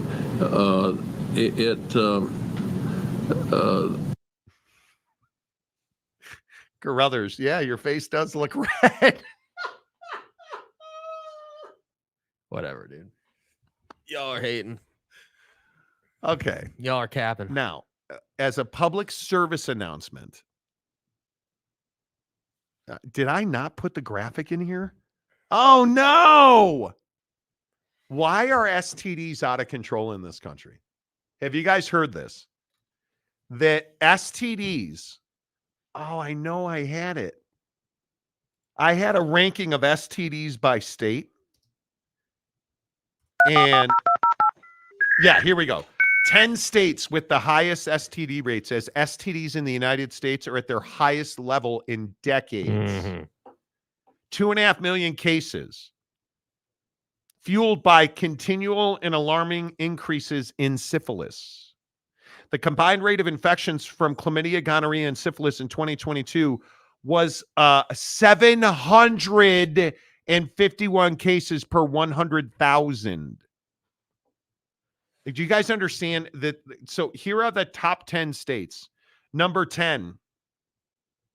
Hello? Number 10, Arizona. 880 total STD cases per 100,000. Number 9, Arkansas. 903 cases per 100,000. North Carolina, 915 cases per 100,000. Alabama, who has a particularly shocking rate of chlamydia, 612 cases per 100,000. Keep it real. Which is, it's wild to me that this is what we're doing. South Carolina, 991 per 100,000, 672 chlamydia cases per 100,000. Here's where we keep sending it real. All SRT. Right. Georgia, number 5, 1,022 cases per 100,000. I don't regret those decisions. Chlamydia, 665 per 100,000. That's what they do. In Georgia. Alaska, 1,100 cases of STDs per 100,000. 700 128 per 100,000 people in Alaska that he knew he fucked up. have chlamydia. Dude. Number 3, South Dakota. 1,118 per 100,000, but only 567 have chlamydia. Louisiana. Oh, swampy. Gary. OG Gary. Louisiana. 1,212 per 100,000. Chlamydia, 789. Damn. Number 1, Mississippi. 1,264 per 100,000. 782 have chlamydia per 100,000. That is like, what do you guys make of that? That people are stupid. That is the craziest thing that I have ever heard. You gotta wrap that thing up, man. That is beyond. Dakota Tubbs, bro, Arkansas is just gross. Paxton says roll Tide. Let's go. So how many southern states? All of them. Roll Tide. Except Alaska. NE, Sweet Home Alabama, apparently. OG Gary, the SEC FUX. I don't give a piss about nothing but the time. Exactly. Wasikowski, everyone was locked up for 4 years over a lab leak, so they needed to release some energy. What happened to the monkeypox? A lab leak. Yeah, do you guys remember? You guys remember monkeypox? Macaque. It was everywhere. John Hamm, STDs just mean more in SEC states. I mean, it just means more down here. Bama, Georgia, the biggest chlamydia party in the country. It's a cocktail. Never mind. It's an antibody cocktail. Dakota Tubbs, Jeff is spreading tons of disease up there, I'm told. Yeah, Jeff Woodworth, stay safe, dude. There he is. Antibody cocktail. It's what can I say? Everyone likes the old Woody. The old Woody. Wow. Boyd Lake, I get Alaska, so much cold and darkness, but y'all southern states minus Texas. Holy cow. Right? Tanner Plummer, people not putting that thing on their wang. Cock. Raincoat. NE, that's funny. No LA or New York. No, because they believe in science. Like, hey, you might want to put a Jimmy on. Mr. Downtown. What the hell does Zoomers do to get tested? I don't even know. Yeah, I don't know. I don't even know. Macaque, Dakota Tubbs says. That's right. That's right. And then finally, we need to debate the greatness of Oreo cookies. Fat. Because now listen, I have not. When's the last time we had Oreos? Been a while. Because we only eat Oreos when we're together. Yeah. Double stuffed Goldens are undefeated. Undefeated. In the comments section, what's the best flavor of Oreos? Are you more of a traditional guy? Are you like Tanner Plummer, a pumpkin spice Oreo guy? Are you a lemon Oreo thin? Because I love those. Mm-hmm. The best one that I've ever had is your mom. No, I'm kidding. The best one I've ever had is I'm a golden double stuffed Oreo guy. Yeah. Like that's my favorite Oreo. Got to double stuff it. So, what? I'm talking about a cookie. Does everything have to be about sex with you? Dude? I'm talking about a cookie, bro. Like, I don't know what your mind is doing today, but, you know. Yeah, I mean. Not everything has to be about sex. Dude, you fucking donkey. I need a dick in me. Yeah. It doesn't have to be about sex. Everything. You're the one rolling out names like Glasscock, okay? What do you want me to do? I'm reading the news. I am a professional news reader. His name is Donnie Glasscock. There's nothing I can do about that. Glasscock. Did you see what Donnie's paying in legal bills? Bro. The fact that they're like, hey, dude, Super PAC can't pay for all those legal bills. And yeah, the 80 million plus that you owe, you have to pay. That's effed. Donald Trump's Super PAC has paid over $50 million in legal bills. And now he lost this judgment to E. Jean Carroll, the defamation lady. And they're saying that he has to put up a cash bond equal to $83 million if he wants to file an appeal. Okay. And his Super PAC can't pay that debt. Ooh. All right. Favorite flavor of Oreos. How about this one? How about we try on Space Dunk? Space Dunk. This is the newest flavor of Oreo. And if you look at what the description is, I need to find it. The description basically says that it's marshmallow flavor with popping candy mixed in. Uh-huh. Does that look remotely appetizing to you? I mean, it doesn't look bad, but the popping candy portion is the one where I'm like, I'm a sucker for just a good traditional Oreo. Like, they're really good. The on black their and white own. one? Yeah, I like the black and white one, no. but I mean, double stuff is the best. But like, no, golden is better. I think lemon ones are bomb too. Mrs. Monty really turned me on to the lemon ones, and I think they're the best Oreo. The lemon thin one is stupid good. But we had an Oreo shake over the week. Again, I'm wrecked on food. I freely admit that. I'm wrecked on food. I farted for like a year. I had a shake this past weekend, and it was just because I never eat dairy. I don't eat ice cream. I don't eat shakes. And we stupidly got weak together, and Mrs. Monty's like, yeah, let's do it, bro. And so we did it, and then we went and got a shake, and it would okay. You did it and went and got a shake. Okay. What I just said. Yeah. And the shake just was like gas, bro. Literally. Giggity. Traditional Oreos dipped in peanut butter. Why would you say that? My God, that sounds good. Gumby Fresh Out. Regular ass Oreos. Okay. Capazzo. Lemon Oreos are the bomb. Yes, they are. Pumpkin Spice Oreo. Tanner, any credibility you had is now gone. He loves them. He loves them. Because him and Nick Sirianni. You lose all credibility. 100-year anniversary special edition will never be beat. What was it? I don't know what that is. T. Bush says lemon. Oreos and ice cream. Give me any of the golden Oreos. Yes. So good. Golden. Any, yes. Double stuffed golden all the way. Carruthers, double stuffed is the best chocolate cookie. I don't know about the chocolate. Yeah. It leaves all kinds of crap in your teeth. Yeah. Mike Smith, Oreos with milk is the best. Oreos without milk is like dry volcanic rock that sucks the saliva out of your mouth. That felt aggressive. That felt, dude. There was an incident involved in that, I feel like. Okay. Any golden, then original, then lemon. Yeah. Okay. Agreed. I love Oreos and milk, staple, but the mint are good too. Oh, man, I cannot wait to have some thin mints, dude. Mrs. Monty's hardcore on it too. She's like, "You fat ass, you're not buying Oreos. Not buying Girl Scout cookies. You're not buying Girl Scout cookies." She would never. She doesn't actually say something like that. She says your plumpness. And she doesn't. I made that up. But she's like, "We're not doing Girl Scout cookies this year." Okay. Yeah. Well. Because a friend of mine has a daughter that's got like a garage full.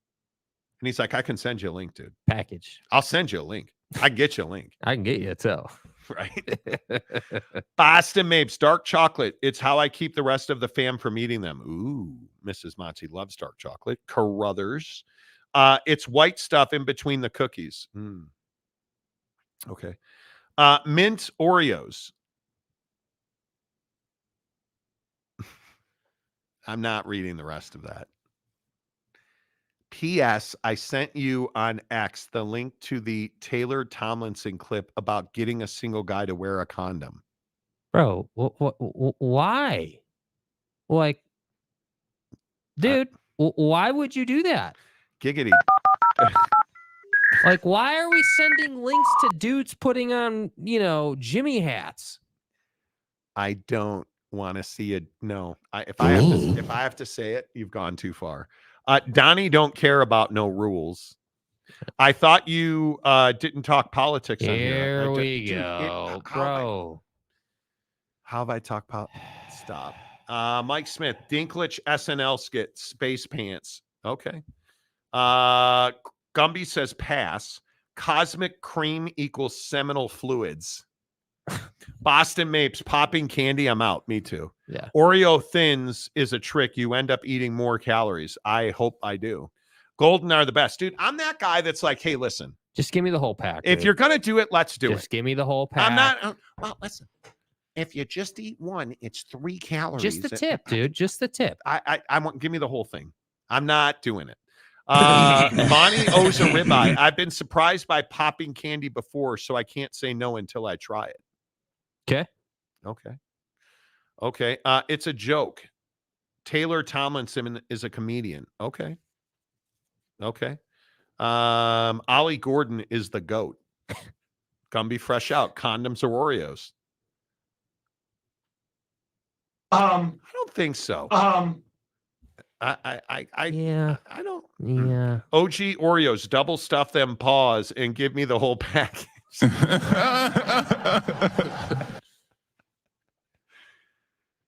Exactly right. People are telling me. Here we go. Why do I care that you're sending people? Okay, that's fine. People send me the weirdest stuff, dude. Like, that's fine. That's cool. Yeah. Sending me like the cover of I guess somebody DM me Adam Schefter's tweet about the Super Bowl cover. Okay. I like it. Dude. Dude. All right. We'll be back on Monday. Off on Friday. And then Monday morning, it's on like Donkey Kong, 6 a.m., 5 a.m. Pacific, 8 a.m. Eastern. Back into Hizzy. We're doing it.